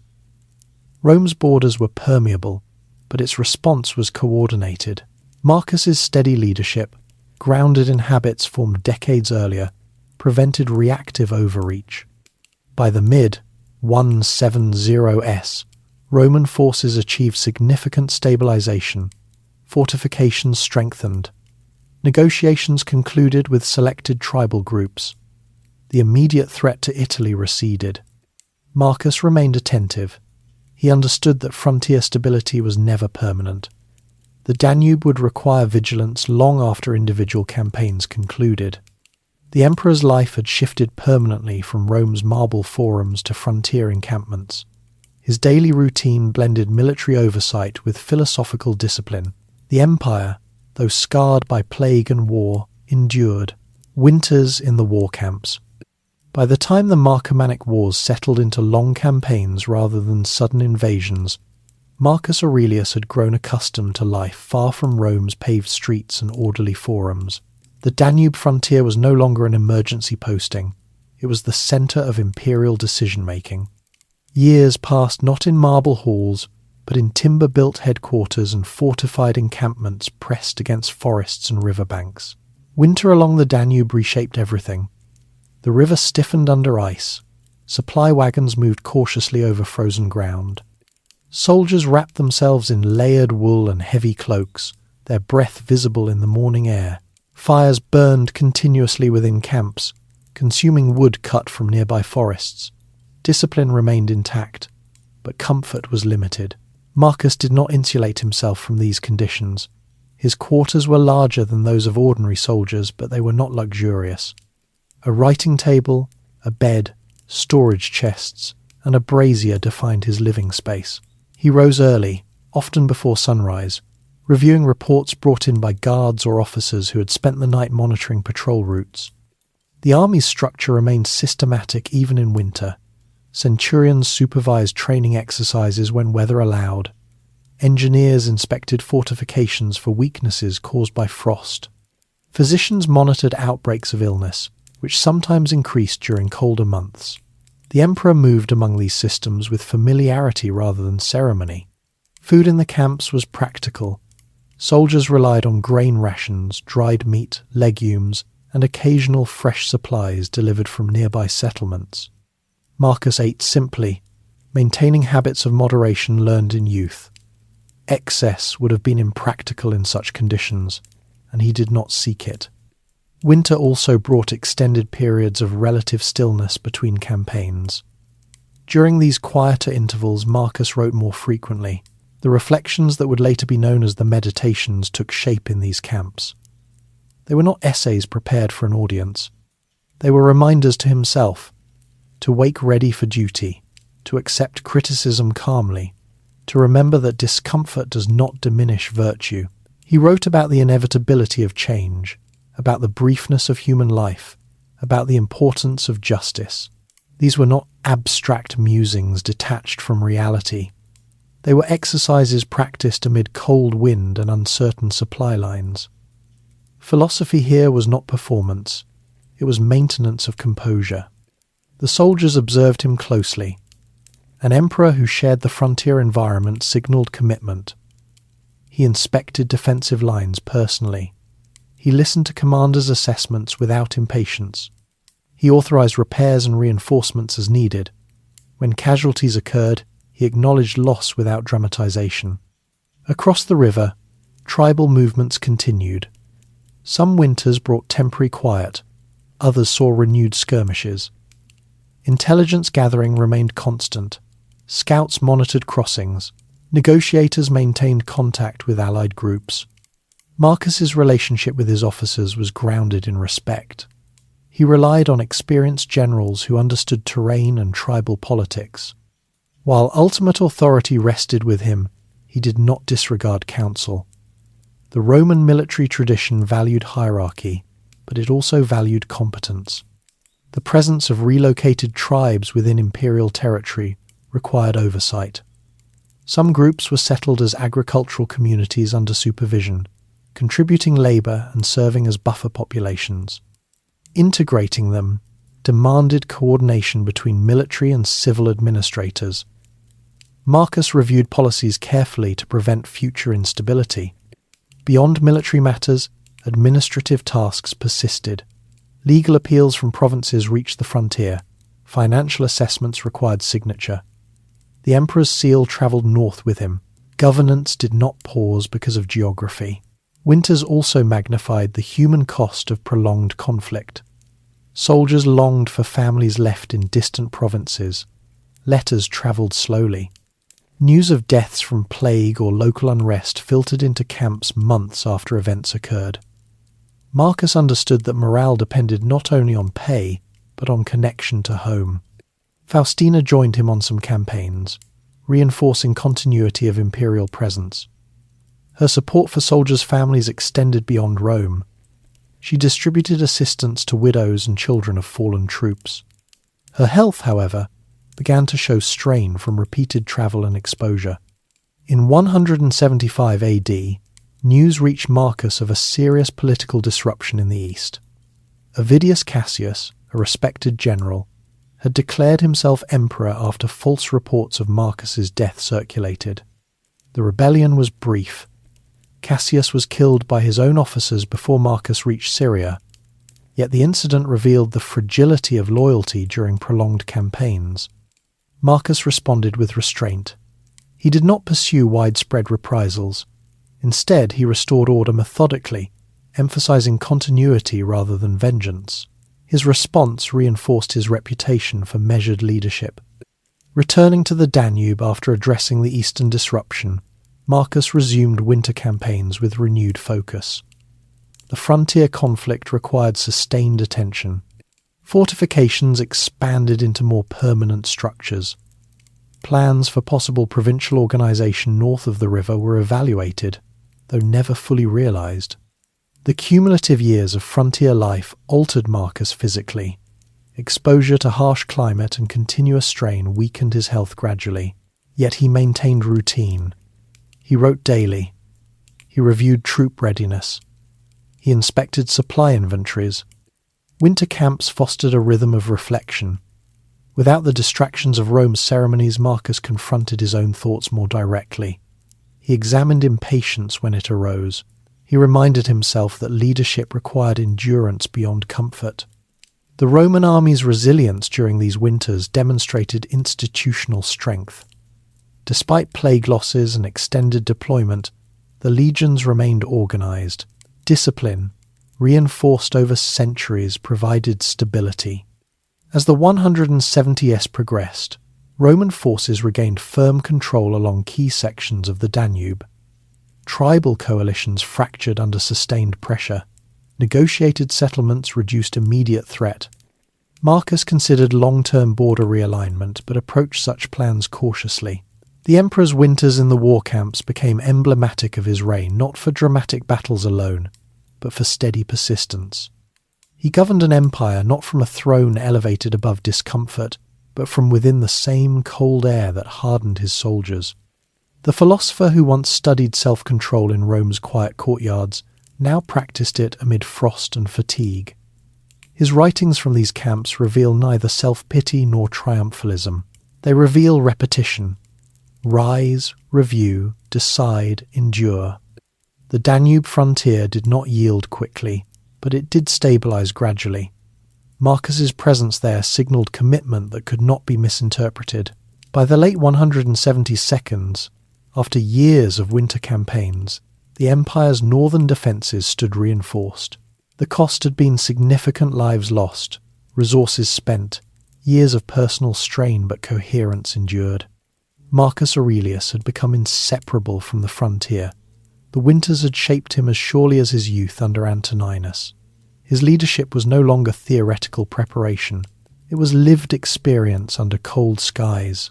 Stoicism, in practice. By the middle years of his reign, Marcus Aurelius no longer needed to imagine adversity in order to train his character. Adversity had become the climate in which he governed. War along the Danube, the lingering waves of plague, the strain on treasury and manpower, the brief but unsettling rebellion of Avidius Cassius, these were not abstract challenges. They were daily realities. And within them, his philosophical commitments moved from study to habit. Stoicism, as Marcus had learned it in youth, did not promise comfort. It did not claim that virtue would prevent suffering. It insisted only that the mind retains authority over its judgments. Events occur, response is chosen. In the frontier camps and provincial headquarters, Marcus practiced this distinction repeatedly. His mornings began before formal duties. Even in cold quarters, he forced himself to rise promptly. In one of his notes, he reminded himself that he was not made to lie in bed wrapped in blankets, but to do the work of a human being. The thought was practical, not theatrical. A delayed start meant delayed decisions, and delay in wartime carried consequences. Administrative tasks continued without interruption. Appeals from citizens reached him through layers of officials. Land disputes in Asia Minor, inheritance questions in Gaul, tax adjustments in North Africa all required signature and review. Marcus refused to allow the frontier to sever him from civil governance. His role was not merely military commander, it was custodian of the empire's legal coherence. He worked with jurists to refine aspects of Roman law, particularly regarding the treatment of slaves and guardianship of minors. Though not revolutionary, his reforms leaned toward fairness within established frameworks. He strengthened protections for orphans and clarified procedures for manumission. These legal refinements reflected his belief that justice must operate consistently, even when war consumed attention elsewhere. Stoicism influenced his approach to anger. Frontier conflict inevitably produced frustration. Tribal leaders sometimes broke negotiated agreements. Officers occasionally disagreed over strategy. Supply chains faltered in harsh weather. Marcus reminded himself that irritation accomplishes nothing. When provoked, he examined his reaction before speaking. This restraint earned respect among commanders accustomed to volatile authority in other contexts. He also applied philosophical discipline to praise. Victories against the Marcomannian Quadi brought commendations from the Senate and public declarations of gratitude. Titles such as Germanicus were awarded to him. Yet in private notes, he warned himself not to attach identity to a claim. Reputation, he wrote, depends on the opinions of others, and opinions shift. During extended campaigns, Marcus continued to write in Greek, the language of philosophy he preferred for personal reflection. His entries were brief, often fragments. They reminded him that death is natural, that fame fades, that virtue lies in present action. These sentences were tools, not literature. The death of Faustina in 175 AD tested his Stoic composure deeply. She had accompanied him on campaign and died in Cappadocia, likely from illness. Marcus arranged for her deification through the Senate, a customary honour for empresses. He founded charitable institutions in her name to support orphaned girls. Publicly, he maintained order. Privately, the loss was profound. Yet even here, his writings emphasized acceptance. Nature gives and takes according to its course. Raising Commodus now assumed increased importance. The boy, born into imperial succession, grew amid war and ceremony. Marcus appointed tutors and involved him gradually in administrative observation. In 177 AD, Commodus was elevated to co-emperor, a decision that would later draw scrutiny. At the time, it signalled continuity during prolonged frontier engagement. Marcus sought to secure succession clearly, rather than leave ambiguity. Stoicism also shaped his view of enemies. He did not frame Germanic tribes as inherently inferior or malicious. In his notes, he reminded himself that they act according to their understanding, just as Romans act according to theirs. Conflict arises from circumstance and perception. Such perspective did not weaken military resolve. It tempered cruelty. In the camps, discipline extended beyond battle. Marcus enforced standards of conduct. Looting without authorization was prohibited. Civilians within imperial territory were to be protected when possible.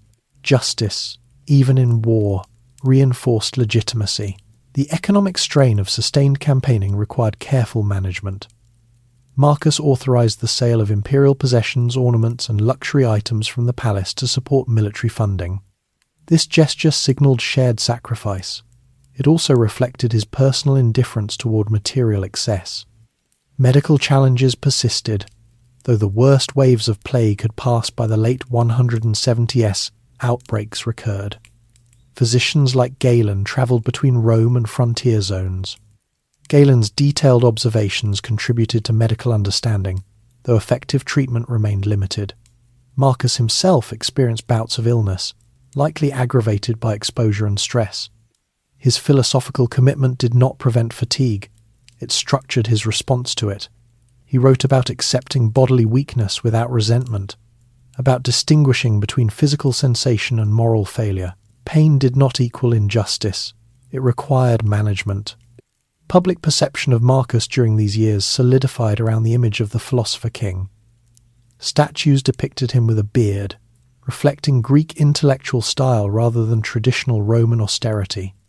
The equestrian statue, later preserved in Rome, captures composure rather than aggression.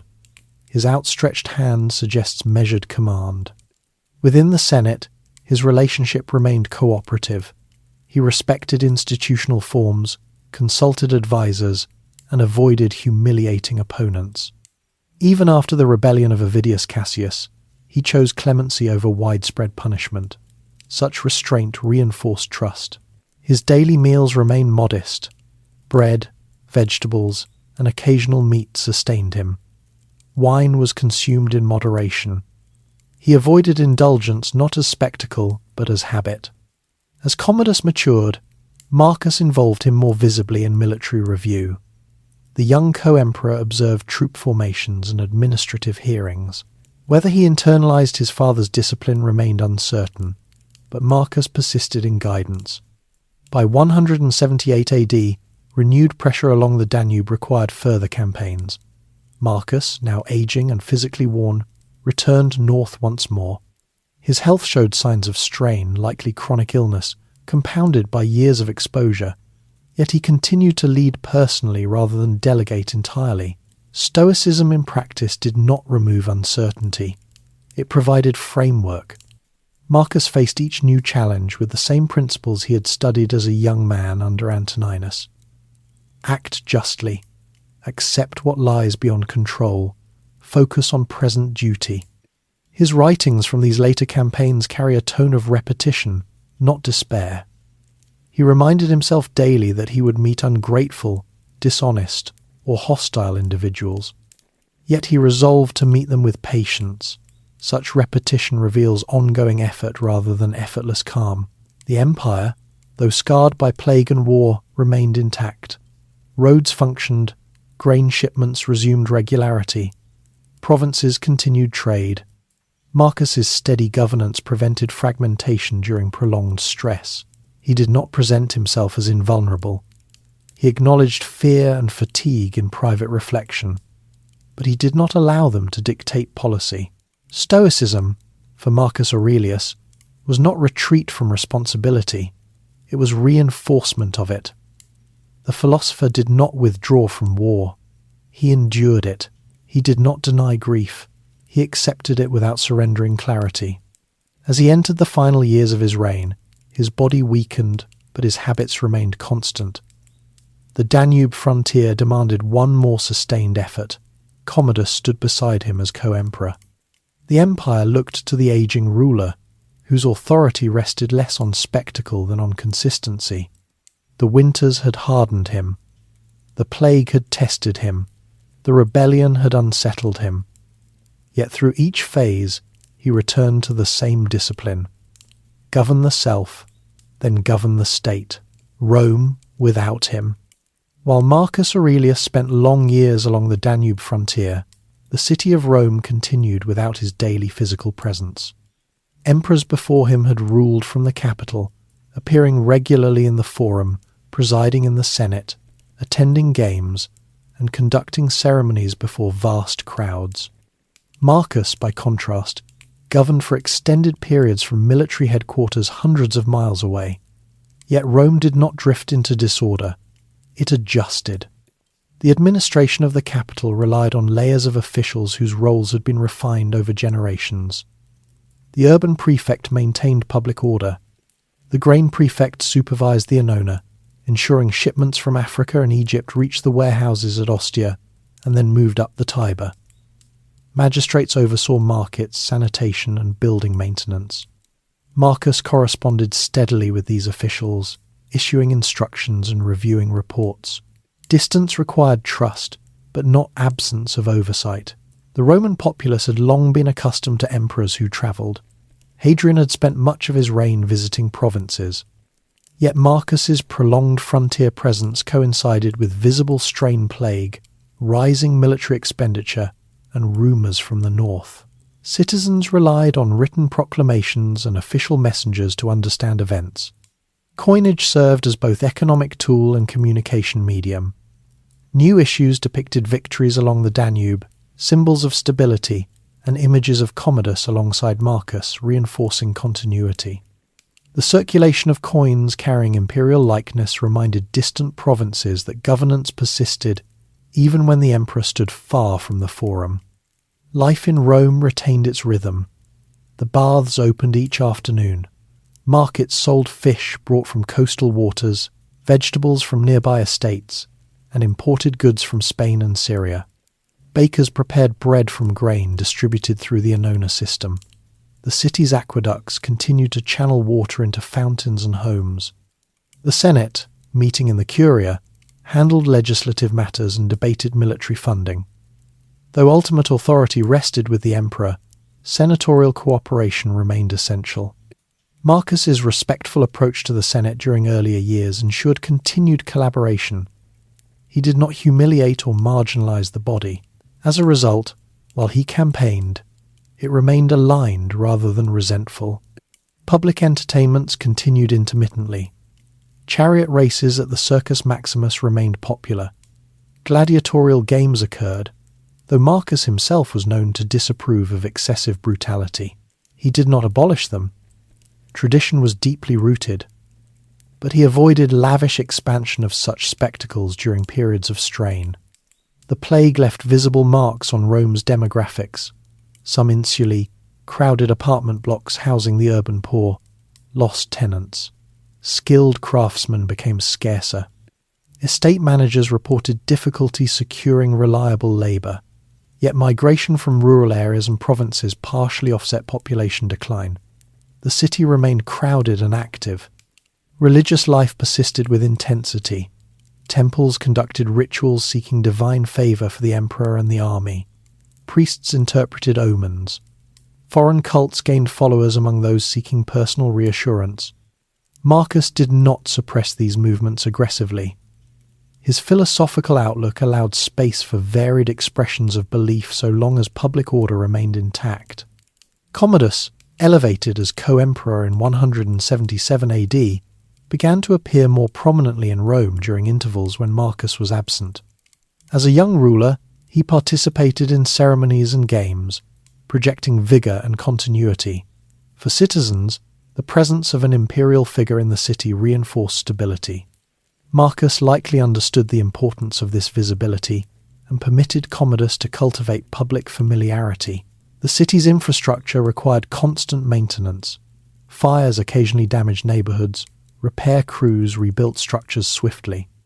Public works projects initiated under earlier emperors continued, though large new monuments were limited due to financial priorities directed toward frontier campaigns. Legal appeals from Rome's citizens continued to reach Marcus through official channels. Disputes over inheritance, property boundaries, and contracts were reviewed and decided. Though physically distant, he remained legally present.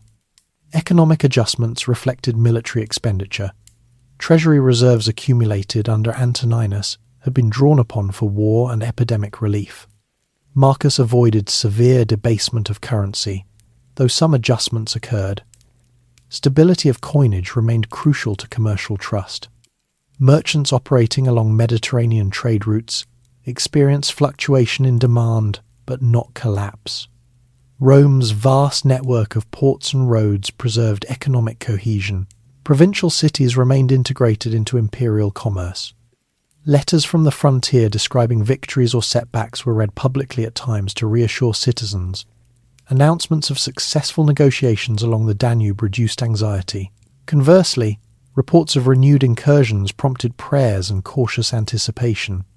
The absence of the emperor from daily urban life altered the city's atmosphere subtly. Marcus's philosophical seriousness had never lent itself to theatrical appearances.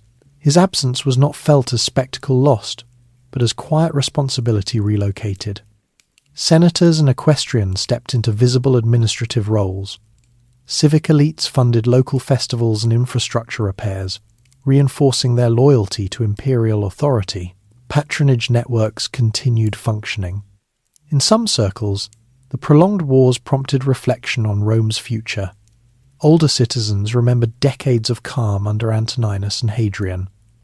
Younger generations had known only conflict and plague, yet no organised movement challenged imperial authority.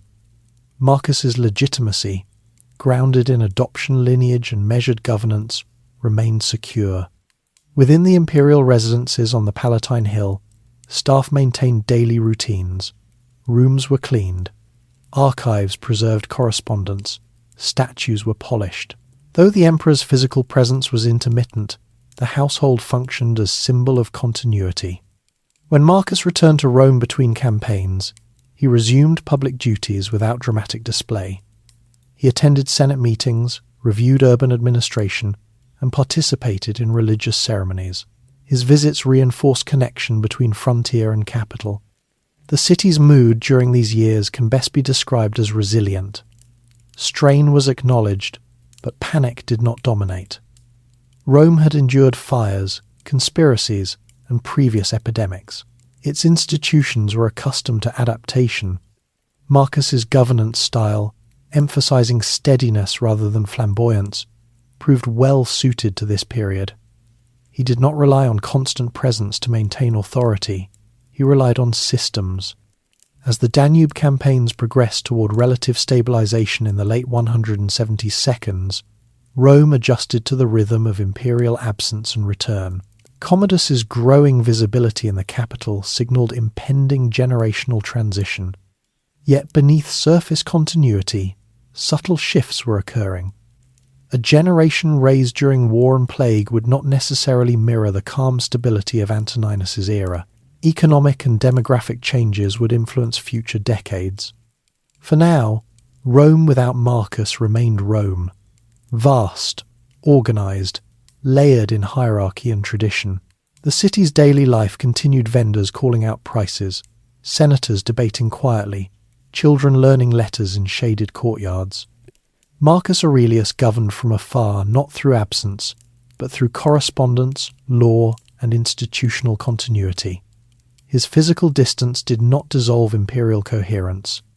The philosopher emperor, shaped by frontier winters, maintained Rome's order even when snow covered the banks of the Danube. The capital endured not because he stood constantly within it, but because he had learned long ago that governance rests in systems, not spectacle. Faustina's final years.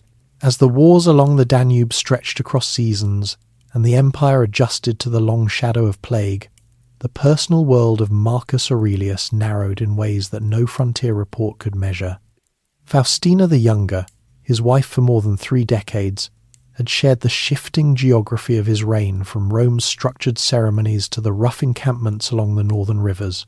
In her final years, her presence became both steadier and more fragile. Faustina had been born into imperial expectation.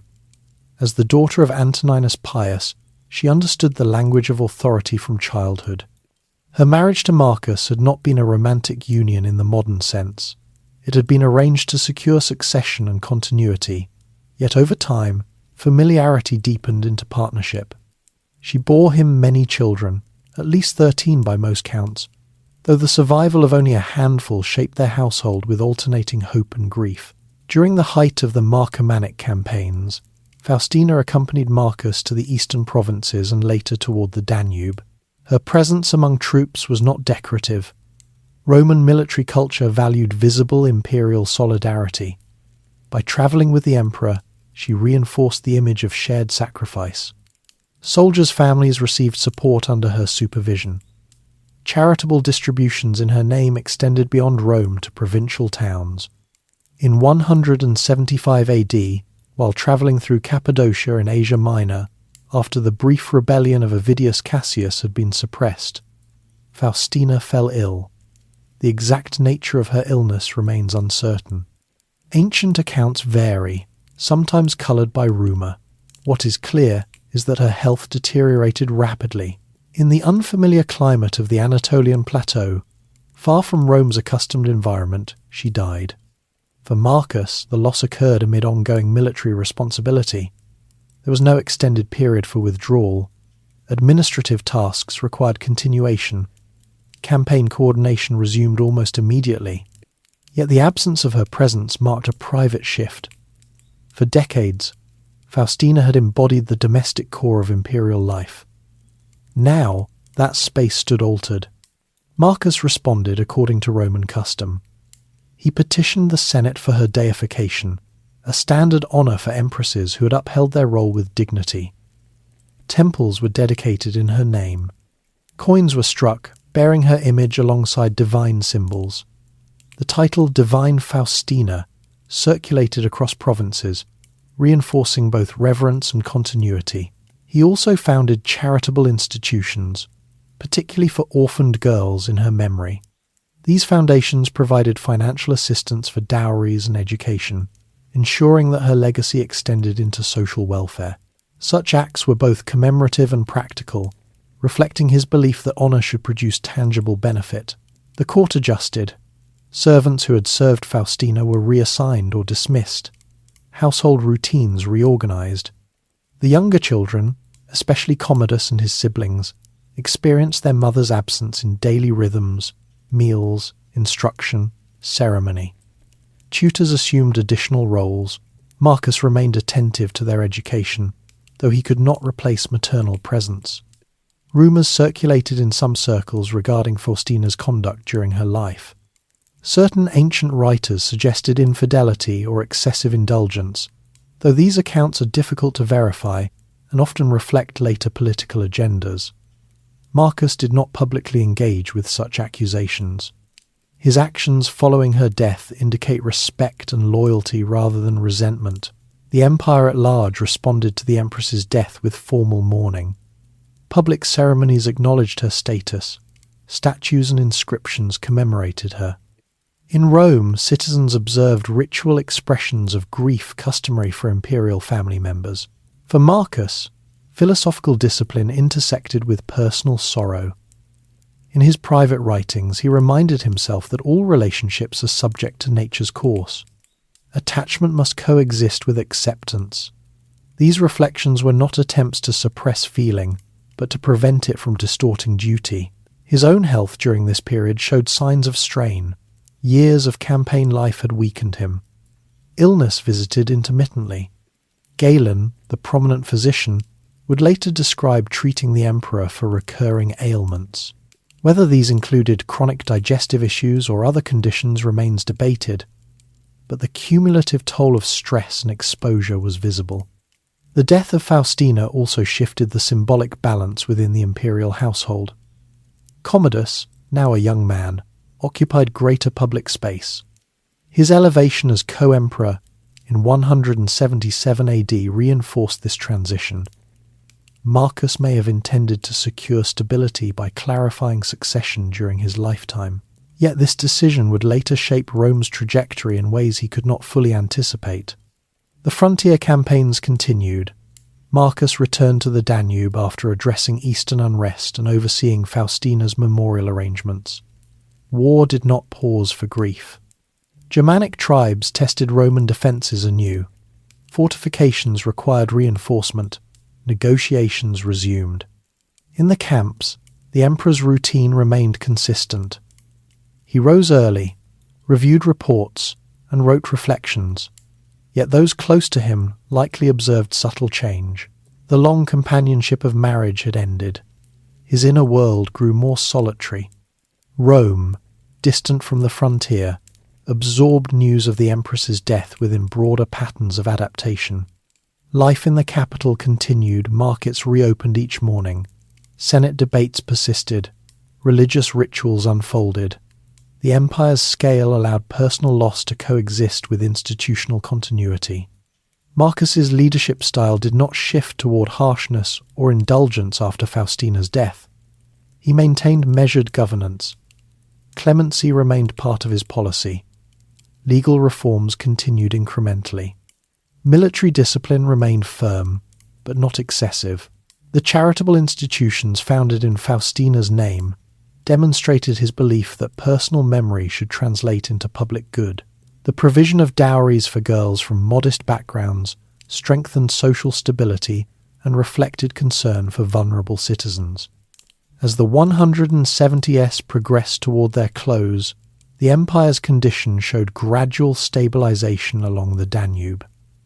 Yet Marcus's physical strength declined steadily. His beard, long associated with philosophical identity, grayed. Lines of fatigue deepened across his face. The final years of Faustina's life had coincided with the most demanding period of his reign. Her death marked not only personal bereavement, but the closing of a chapter rooted in the calmer world of Antoninus. The partnership that began in youth under imperial succession plans had endured war, plague, and rebellion. Marcus did not publicly dwell on loss. He integrated it into his understanding of impermanence. The Stoic discipline he had practiced for decades provided language and structure for grief. Nature gives, nature takes, virtue lies in response. As he prepared for renewed campaigns north of the Danube, the imperial household stood reshaped. Commodus, now co-ruler, would increasingly share responsibility. Faustina's memory persisted in temples and charitable foundations, but not in daily council. The question of succession. By the late 170s, Marcus Aurelius had spent nearly 2 decades as emperor, much of that time in motion between frontier and province. The empire had endured plague, sustained warfare, and internal unrest without collapsing. Yet beneath the visible pressures of war lay another matter that demanded quiet resolution: succession. Rome's stability had often depended not only on the strength of a reigning emperor, but on the clarity with which his successor was recognized. Marcus himself had not been born into direct imperial succession. He had been selected, adopted, and prepared. His legitimacy rested on deliberate choice and careful training.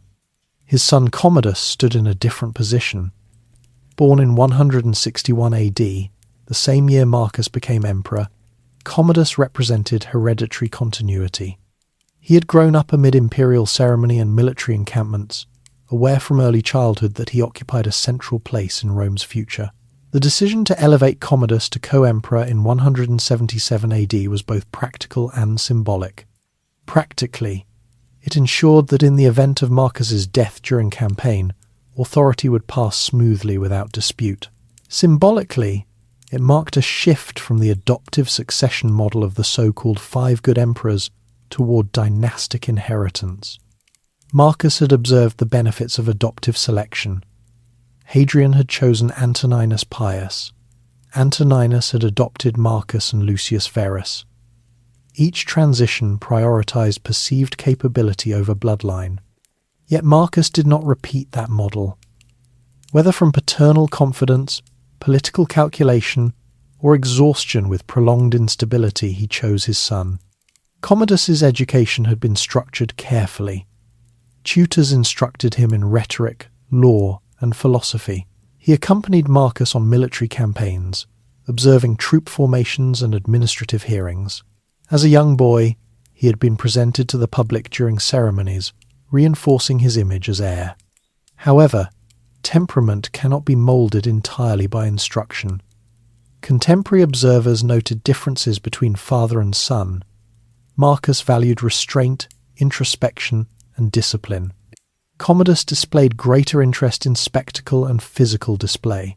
Youthful confidence, common in heirs raised within privilege, sometimes overshadowed patience. Marcus likely recognized these differences, yet he also understood that succession ambiguity could invite civil conflict. The brief rebellion of Avidius Cassius in 175 AD had demonstrated how quickly rumour could destabilize loyalty. By elevating Commodus clearly during his own lifetime, Marcus removed uncertainty. The Senate confirmed Commodus as co-emperor without open resistance. Coins were struck bearing their joint images. Public ceremonies displayed father and son side by side. The image of continuity reassured citizens weary from years of crisis. Within the imperial household, Commodus's role expanded. He presided over select administrative duties under supervision. He appeared before the Senate and military units. Marcus remained primary authority, but transition had begun. The broader Roman world observed this generational shift with cautious optimism. Dynastic succession offered predictability. Provinces distant from Rome valued clarity. Governors required confidence that orders would not shift abruptly upon a ruler's death. Marcus continued to lead campaigns along the Danube even after Commodus's elevation. The young co-emperor accompanied him north in 178 AD. Frontier life exposed Commodus to military reality, harsh winters, disciplined camps, strategic negotiation, yet not all lessons of austerity take root equally. Commodus's exposure to camp life did not erase his inclination toward display. Reports from the period suggest he preferred ceremonial participation to administrative review. Marcus may have hoped that proximity to responsibility would deepen maturity. The question of succession extended beyond personality. It involved structural continuity. Marcus ensured that key advisors would remain in place during transition. Experienced generals and administrators formed a network capable of guiding a young emperor. The empire at this stage had regained relative stability along the Danube. Negotiations with tribal groups reduced immediate threat. Fortifications stood reinforced. Marcus considered the possibility of establishing new provinces north of the river, though such plans required sustained commitment. His own health, however, declined gradually. Years of strain, exposure, and likely chronic illness weakened him. Galen's medical observations later referenced the emperor's resilience despite recurring symptoms. Marcus understood that time was limited. He did not convene dramatic councils to debate alternative heirs. His decision had been made. Commodus would inherit. The contrast between adoptive merit and hereditary succession has occupied historians for centuries. Yet within Marcus's lifetime, the choice reflected context. Prolonged crisis may have narrowed perceived options. Trust in bloodline could appear safer than renewed selection amid instability. Public reaction in Rome remained outwardly calm. The city's institutions continued functioning. Grain distributions remained steady. Trade routes recovered from earlier disruption. Citizens observed father and son in joint ceremonies, interpreting this as stability secured. Marcus's private reflections during these years suggest awareness of impermanence rather than grand design. He reminded himself that future generations would judge events differently. His task was not to control distant outcomes, but to act justly in present circumstance. As Commodus approached adulthood, he developed interest in physical contests and public spectacle. While not yet dominant in policy, these tendencies signaled divergence from his father's austere style. Marcus did not suppress them forcefully. Whether from philosophical acceptance or paternal reluctance, he maintained measured guidance rather than harsh correction. The army acknowledged Commodus formally. Loyalty oaths included his name. This integration reduced risk of contested command upon transition. Military support was crucial. Legions stationed along the Danube had come to respect Marcus's endurance. Their allegiance to his son would determine continuity. In the capital, statues and inscriptions reflected the generational shift. Artisans depicted Commodus with youthful features beside his bearded father. The visual pairing conveyed balance between experience and renewal. The question of succession, though resolved administratively, lingered in subtler ways. Would Commodus embody the discipline required to sustain an empire shaped by war and plague? Could dynastic inheritance match the deliberate adoptive model that had preceded it? Marcus likely considered these questions privately, yet his philosophy emphasized action over speculation. He prepared the structures he could influence and accepted the rest as beyond immediate control. As the frontier campaigns entered their final phase, Marcus's attention balanced between concluding military objectives and ensuring smooth transfer of authority. The empire, though still vast and complex, stood more stable than at the height of epidemic and invasion. The philosopher emperor who had been chosen in youth now approached the end of his reign with his own son beside him. Succession, once arranged by adoption, would now proceed by bloodline. Whether this decision would strengthen or strain Rome lay beyond his remaining years. Return to the front. In the closing years of the 170s, Marcus Aurelius returned once more to the Danube frontier, though by now his body bore the evidence of long service. His hair had thinned and greyed, his face had grown leaner, and bouts of illness interrupted his strength more frequently. Yet he did not relinquish command. The frontier, stabilized but not pacified, required sustained presence. After the brief rebellion of Avidius Cassius and the death of Faustina, Marcus might have chosen to remain in Rome and delegate northern operations to trusted generals. Instead, in 178 AD, he and Commodus travelled north together. The journey itself was long and deliberate. Imperial processions moved along established roads, stopping in provincial towns where officials presented petitions and reaffirmed loyalty. By the time Marcus reached the Danube region again, the military situation demanded renewed attention. Although earlier campaigns had secured temporary settlements with the Marcomanni and Quadi, tribal coalitions remained fluid. Migration pressures from farther east, possibly linked to movements of peoples beyond Rome's immediate horizon, destabilized earlier agreements. The Roman strategy shifted from reactive defense to more sustained control. Fortifications expanded, and in some cases Roman forces advanced north of the river to preempt future incursions. Engineers constructed roads and bridges to facilitate movement. Supply depots were reinforced to support longer operations. Marcus established headquarters near Vindabona, in the region corresponding to modern Vienna, and later at Sirmium and other strategic points. These were not temporary camps but semi-permanent military centres equipped to sustain prolonged presence. The emperor's quarters, though modest compared to Rome's palaces, were organised efficiently. A writing table stood beside official seals, maps of the region, and correspondence from the capital. Daily life resumed its frontier rhythm. Reports arrived from patrols before dawn. Officers reviewed troop readiness. Marcus met with commanders to discuss terrain and intelligence. Commodus, now formally co-emperor, observed and occasionally presided under guidance. The young ruler's exposure to direct command was intended to deepen his understanding of imperial responsibility. The Danube winters remained harsh. Snow accumulated along fortifications. Fires burned continuously within barracks. Soldiers wrapped themselves in heavy cloaks, and horses required careful sheltering. Supply lines stretched southward into Italy and eastward into the Balkans, requiring constant oversight. Marcus's health during these campaigns deteriorated gradually. Ancient sources suggest that he suffered from chronic ailments, possibly including stomach issues or recurring fevers. Galen's medical writings reference treating him for persistent conditions. Yet despite physical strain, Marcus maintained routine. He refused to retreat from responsibility prematurely. Military engagements during these years were not singular decisive battles but a series of coordinated maneuvers.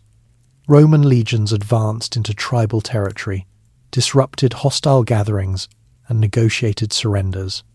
Some tribes accepted terms that required relocation or tribute.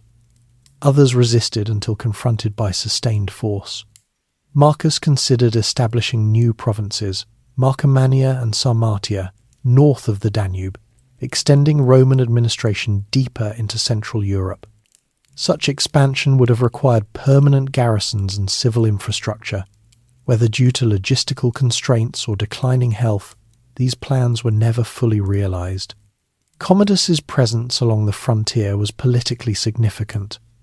Soldiers saw the continuity of command embodied in father and son together. Oaths of loyalty included both names. Marcus likely intended to solidify military allegiance to his heir while still alive.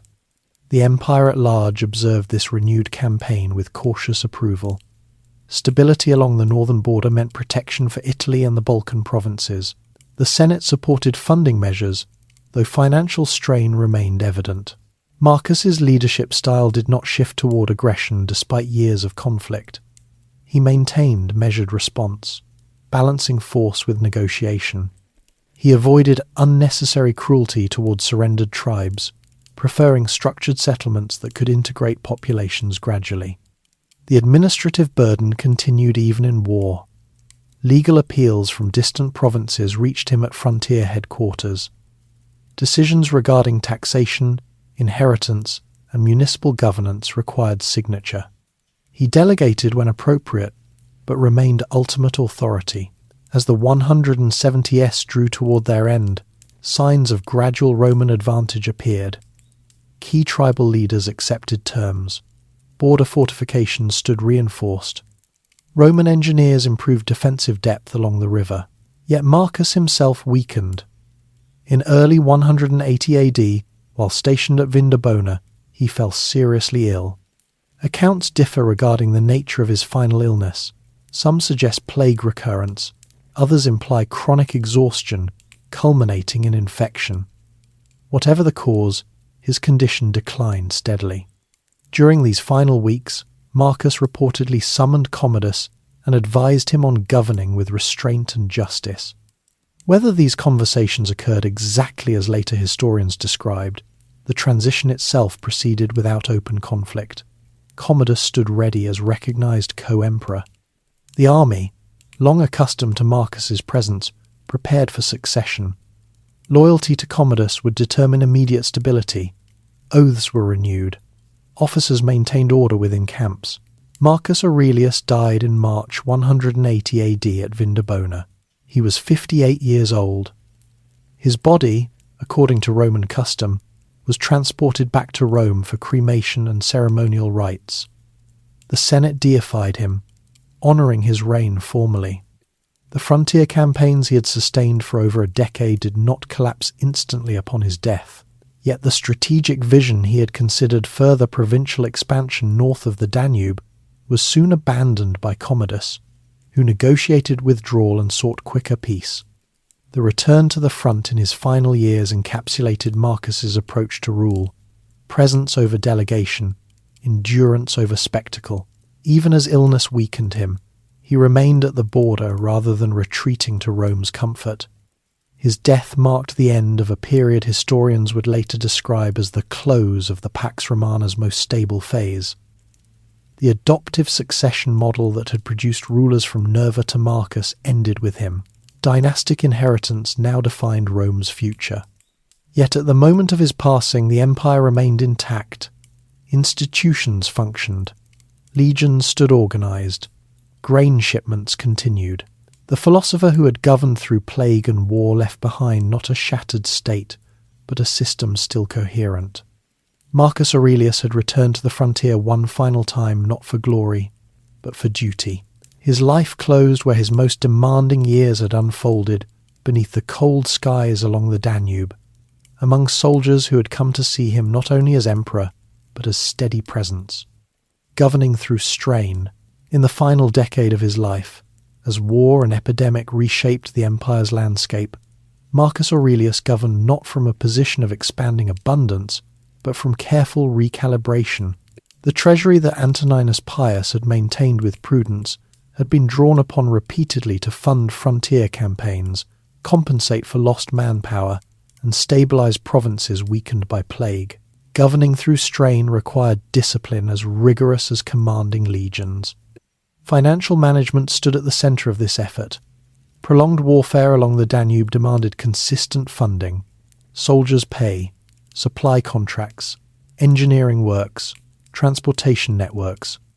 The Antonine Plague had reduced tax revenue in some provinces as agricultural production faltered and labour shortages persisted. Marcus resisted drastic increases in taxation, understanding that overburdened communities could destabilize loyalty. Instead, he turned to measured adjustments. Luxury items from the imperial palace ornaments, precious vessels, decorative furnishings were sold publicly to generate funds. This act, symbolic and practical, communicated shared sacrifice. If the emperor relinquished excess, citizens might accept necessary strain without resentment. Coinage policy required attention. The Roman monetary system, anchored in silver denarii and bronze coinage for daily trade, depended on trust in metal content. Marcus avoided severe debasement, though some reduction in silver purity occurred during his reign. He recognized that undermining currency stability could produce long-term economic damage. Grain distribution remained essential. The Annona system supplied Rome's urban population regularly. Disruption would risk unrest. Marcus ensured that maritime routes from Egypt to North Africa remained secure, even when plague affected port labourers. Harbour administrators coordinated unloading schedules carefully to prevent spoilage or delay. Provincial governance required close supervision. Governors were instructed to balance revenue collection with local stability. Appeals from cities seeking temporary tax relief due to plague-related losses were considered seriously. Marcus favoured moderation over rigid enforcement. The legal system continued functioning despite strain. Courts operated in Rome and provincial centres. Marcus personally reviewed significant cases, particularly those involving guardianship, property rights, and treatment of slaves. His legal philosophy emphasized fairness within established norms rather than sweeping reform. The army's structure also required adaptation. Recruitment expanded to include individuals previously excluded from service. In some instances, Enslaved persons were enlisted and later granted freedom upon completion of duty. Such measures, though unusual, reflected pragmatic response to manpower shortage. Infrastructure maintenance continued where possible. Roads linking provinces to frontier zones were repaired regularly. Aqueducts in Rome required oversight to ensure uninterrupted water supply. Public baths and markets, though occasionally affected by illness, reopened as outbreaks subsided. The Danube campaigns themselves imposed administrative burdens beyond battle. Relocated tribal groups required resettlement planning. Agricultural land, within imperial territory, was allocated under supervision to prevent disorder. These policies demanded coordination between military commanders and civil administrators. Marcus's correspondence during these years reveals constant balancing. Reports from Gaul described regional unrest linked to migration pressures. Governors in Asia Minor addressed local disputes influenced by economic fluctuation. Egypt's grain output required careful monitoring. Public morale remained a priority. Official announcements emphasized stability and victory without exaggeration. Religious ceremonies continued to reinforce communal identity. Marcus did not suppress public ritual. He understood its role in maintaining social cohesion. His personal habits reflected the broader theme of restraint. He maintained simple meals, moderate dress, and disciplined routine. His philosophical reflections, written amid strain, focused on endurance and justice rather than lamentation. Commodus's increasing visibility introduced generational contrast. The young co-emperor participated in public games and ceremonial appearances with greater enthusiasm than his father. Marcus did not openly challenge these inclinations, but remained attentive to administrative preparation. The economic strain of sustained campaigning gradually eased as frontier stability improved toward the end of the 172nd. Tribal settlements reduced immediate threat. Agricultural production in some provinces recovered from earlier plague waves. Trade resumed more consistent patterns. Yet, demographic shifts caused by the epidemic persisted. Population decline altered labour markets and military recruitment pools. Some estates consolidated under fewer landowners. Urban neighbourhoods reorganised as vacancies were filled gradually by migrants from rural regions. Marcus governed through these changes without radical restructuring. His approach favoured incremental adjustment over abrupt transformation. Stability depended on continuity. The Senate's cooperation remained strong. Marcus respected senatorial dignity and avoided public humiliation of political opponents. His clemency after Avidius Cassius's brief rebellion reinforced trust within elite circles. The imperial court, though often relocated to frontier headquarters, maintained administrative structure. Archives preserved correspondence. Financial accounts were recorded meticulously. Trusted advisors remained in service across years. Marcus's own health deteriorated gradually under accumulated strain. He experienced recurring illness, but continued to oversee governance actively. His ability to function amid physical weakness reinforced his philosophical conviction that bodily discomfort need not disrupt moral duty. As he approached the end of his reign, the empire, though changed, remained intact. Roads connected provinces, grain arrived in Rome, legions stood disciplined along fortified borders. The treasury, though diminished from Antoninus's abundance, was not exhausted. Governing through strain required neither dramatic reform nor theatrical resilience. It required daily attention, measured decision-making, and refusal to surrender coherence to panic. Marcus Aurelius did not restore the empire to the effortless calm of earlier decades. He preserved its structure through years that might have fractured a less disciplined administration. The philosopher who had studied self-control as a youth now applied it to fiscal policy, military recruitment, and public morale. The strain of his reign did not produce collapse. It produced adjustment. By the time illness confined him in early 180 AD, the empire he left behind was still functioning, not untouched by hardship, but not undone by it. Private habits of an emperor. Public memory often preserves emperors in marble posed in armour, hand extended in command. gaze fixed beyond the horizon. Yet Marcus Aurelius's authority rested less on posture than on pattern. Beneath the formal decisions, the decrees, the frontier campaigns, and the public ceremonies, there existed a quieter layer of repetition, the habits by which he ordered his own life. He rose early, regardless of season. Even during winters along the Danube, when frost gathered at the edges of tent fabric and smoke lingered in the cold air, he trained himself not to delay. One of his private reminders addressed this directly. When tempted to remain under blankets, he asked himself whether he had been born for comfort or for action.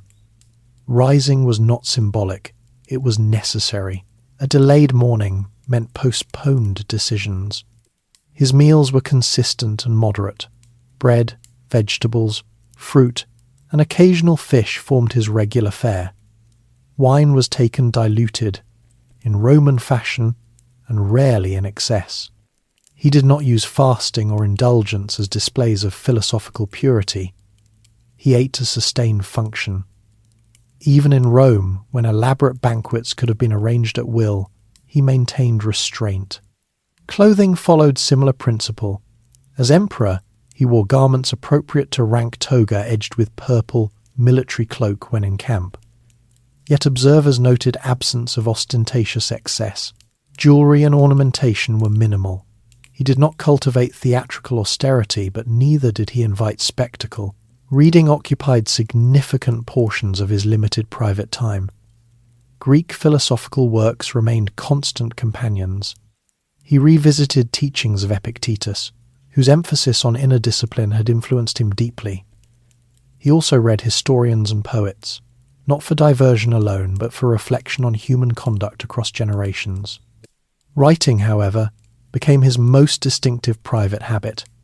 In spare moments between councils, after reviewing reports, during pauses in campaign life, he wrote short entries to himself.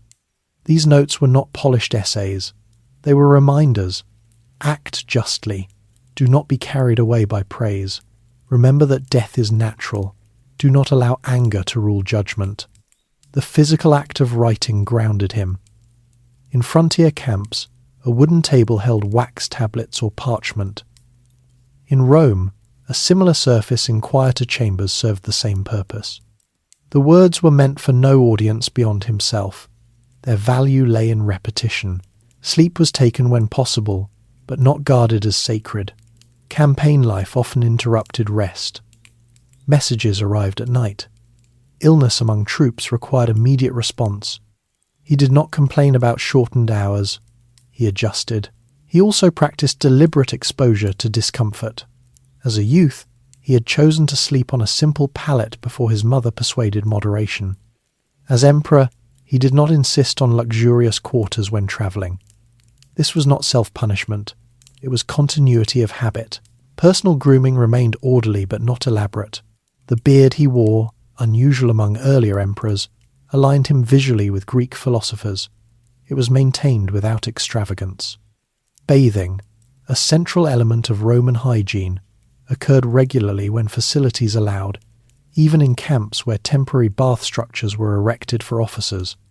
Correspondence consumed significant time. Letters to provincial governors, military commanders, and legal officials required clarity. He dictated many responses, but he reviewed drafts carefully. Language mattered. A poorly phrased instruction could create confusion far from its origin. He also listened. When petitioners were admitted, he allowed them to present grievances without interruption. This habit, learned under Antoninus, reflected belief that authority must first hear before judging. Within the household, he maintained presence with his children when circumstances permitted. Education sessions occasionally included his attendance. He asked tutors about progress. Though distant frequently due to campaigns, he did not treat family as peripheral to duty. His relationship with Commodus during the young man's adolescence included measured guidance. Marcus did not attempt to reshape his son's temperament through force. He demonstrated routine instead. Whether example was sufficient would later prove uncertain. Physical exercise was not neglected. Military review required walking long distances, inspecting fortifications, and riding horseback.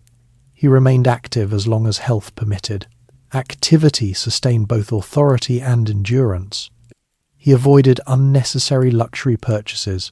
The sale of imperial ornaments during financial strain reflected not only fiscal necessity, but personal indifference toward display. Wealth, in his view, was tool rather than identity. Time alone was limited but valued. Even in crowded camps, he carved moments for reflection. He examined his reactions to irritation, fatigue, or praise. Self-scrutiny prevented accumulation of resentment. He practiced gratitude deliberately. In his notes, he listed qualities he appreciated in teachers, colleagues, and family members. This exercise reinforced humility. Medical treatment formed part of his routine in later years. Galen and other physicians advised dietary moderation and herbal remedies. Marcus followed prescriptions without dramatization. Illness was fact, not betrayal. He maintained respect for traditional religious observances, participating in rituals without fanaticism. Civic religion served social cohesion. He did not disrupt it. Even in conversation with generals, he avoided shouting or theatrical reprimand. Disagreement was handled through measured argument. Discipline was enforced, but without humiliation. As emperor, he possessed capacity to indulge impulse without immediate challenge. His private habits restrained that capacity.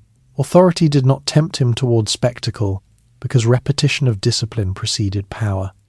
In Rome, when present, he occasionally visited construction projects or public works to observe progress directly. Such inspections were practical rather than ceremonial. The rhythm of his life remained consistent across geography. Rise, review, decide, reflect. The environment shifted from marble halls to wooden palisades, but pattern endured. Private habits shaped public stability.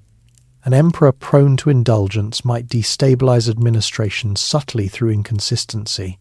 Marcus's steadiness, though not dramatic, reinforced coherence. He did not see himself as extraordinary. In his notes, he reminded himself that emperors are mortal, that fame dissolves quickly. This perspective reduced attachment to position. His final years, marked by physical weakness, did not alter routine significantly. Even as illness advanced at Vindabona, he attempted to review reports and advise Commodus. The equestrian statue that later survived in Rome captures him mid-gesture, arm extended. Yet that gesture was supported by decades of small habits: early rising, moderate eating, measured speech, quiet writing. Marcus Aurelius governed not only through decrees and campaigns, but through repetition of discipline invisible to most citizens. His empire endured through strain, partly because he refused to abandon pattern when comfort vanished. Private habits formed the foundation upon which public authority rested. Without them, the philosopher-emperor would have been merely another ruler facing plague and war. With them, he remained steady. Final illness at Vindabona. In the early months of 180 AD, the long campaigns along the Danube continued, though their intensity had lessened. Roman positions were reinforced. Tribal coalitions had been fragmented or subdued. The frontier did not promise permanent quiet, but it no longer trembled under immediate threat. It was in this relative stabilization, not in the chaos of invasion, that Marcus Aurelius's strength finally gave way. He was 58 years old. By Roman standards, this was not an unusually brief life, but it was a life marked by sustained strain. Years of exposure to harsh winters, repeated illness during plague outbreaks, long administrative hours, and emotional burdens had accumulated. In the camp at Vindabona, near the modern city of Vienna, he began to suffer from worsening symptoms. Ancient sources describe fever, weakness, and physical decline. Some later writers claim that plague returned to him personally. Others suggest chronic illness intensified beyond recovery. The exact diagnosis remains uncertain. What is clear is that his condition deteriorated steadily over days. Despite illness, he did not immediately withdraw from duty. Reports continued to arrive at headquarters. Officers sought instruction. Letters from Rome required acknowledgement. He reviewed what he could, conserving energy carefully. Galen was not present at Vindabona during his final illness, but other physicians attended him, applying treatments consistent with medical understanding of the time, herbal mixtures, dietary adjustments, and monitoring of symptoms. Commodus was present in camp. As co-emperor, he now stood at the threshold of sole authority. The army's loyalty to him had been cultivated over recent years, but the final transition required clarity. Marcus reportedly called for his son and spoke to him about responsibility. Ancient accounts differ on the content of these conversations, but they consistently portray Marcus urging restraint and discipline. The imperial camp maintained order. Guards remained at posts. Commanders coordinated routine patrols. The presence of an ailing emperor did not halt military structure. Roman discipline, reinforced over generations, continued functioning. As Marcus's strength declined further, he withdrew more fully into his quarters. Those close to him observed diminished appetite and increasing fatigue. He did not dramatize his suffering. His lifelong habit of distinguishing between bodily sensation and moral action remained evident. Pain was endured, not performed. News of his worsening condition spread quietly among officers. Oaths of loyalty were prepared to be reaffirmed upon his death. The army's cohesion depended on seamless transition. On March 17, 180 AD, Marcus Aurelius died at Vindabona. Accounts vary slightly on exact date, but the consensus places his death in that month. He died not in Rome's palaces, but in a frontier camp he had inhabited for years. The immediate response was procedural and respectful. Commodus assumed full imperial authority without open contest. Officers pledged loyalty. Messages were dispatched to Rome announcing the emperor's death and the succession. Marcus's body was prepared according to Roman custom. Temporary rites were performed in camp. Arrangements were made for transportation back to Rome for formal cremation and ceremony. The journey south carried not only remains but symbolic closure of an era. In Rome, the Senate decreed his deification. Statues were erected. Official mourning observed. The public recognized that a ruler who had governed through prolonged crisis had passed.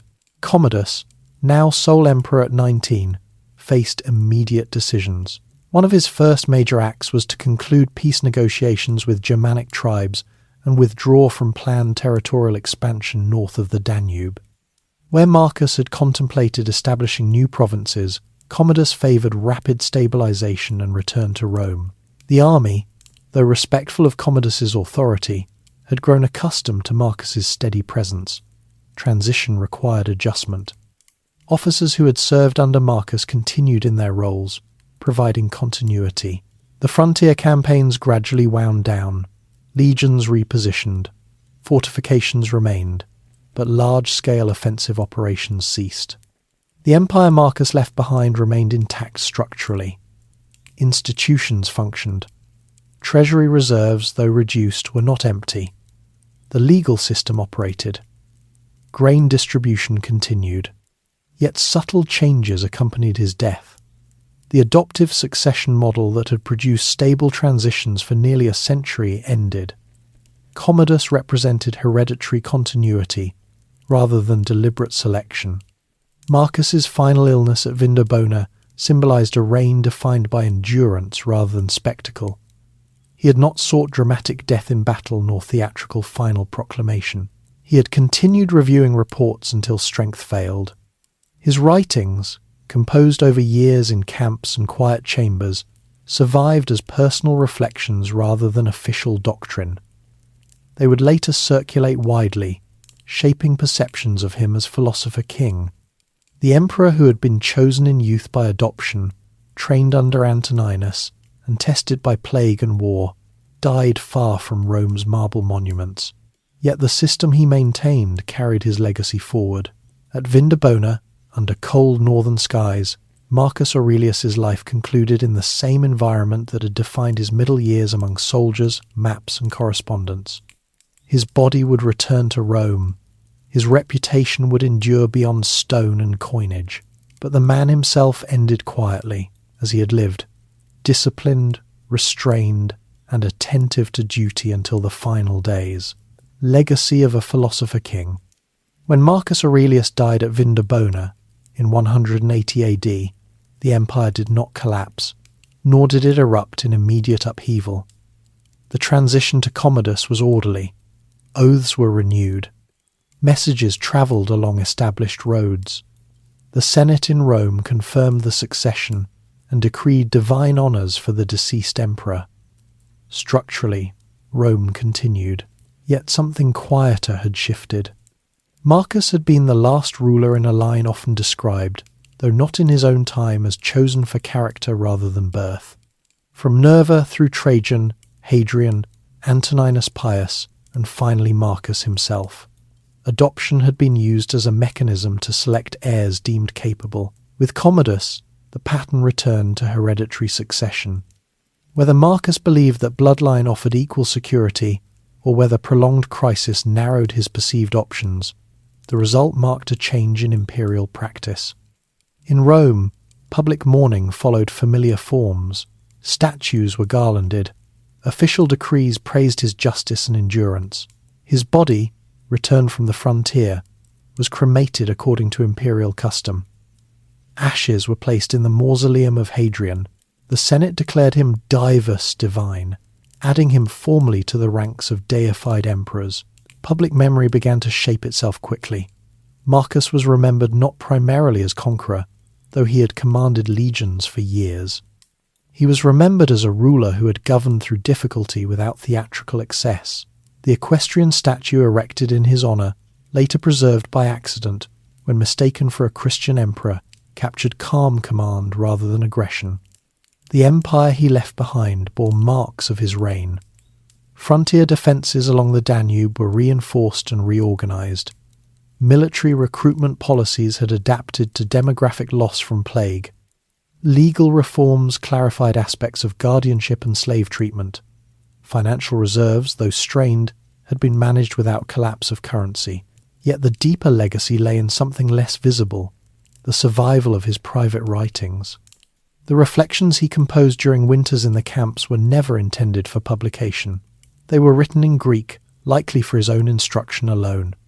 Short, direct reminders filled their pages. He wrote about the brevity of life, about the need to rise and act, about the futility of anger. He listed qualities he admired in teachers and colleagues. He cautioned himself against attachment to praise. These writings, later known as the Meditations, circulated after his death. Their preservation was not inevitable. They survived because scribes copied them, because readers found value in their clarity, because later generations sought guidance in a voice that spoke without ornament. For many centuries afterward, Marcus Aurelius would be remembered less for specific campaigns and more for the unusual combination of supreme political authority and inward philosophical discipline. The idea of the philosopher king, long imagined in Greek theory, had appeared in Roman reality. Commodus's reign, however, diverged sharply in tone. Where Marcus had preferred restraint, Commodus gravitated toward display. He participated in gladiatorial contests publicly, styled himself with theatrical titles, and shifted emphasis from frontier consolidation to personal spectacle. Administrative continuity remained initially, but over time, instability increased. Historians would later interpret Marcus's decision to elevate Commodus as a pivotal moment. Some would argue that the adoptive model should have continued. Others would note that historical circumstances rarely offer simple alternatives. Marcus governed through plague and war. His perspective on succession emerged from lived strain. In the provinces, daily life resumed its familiar patterns.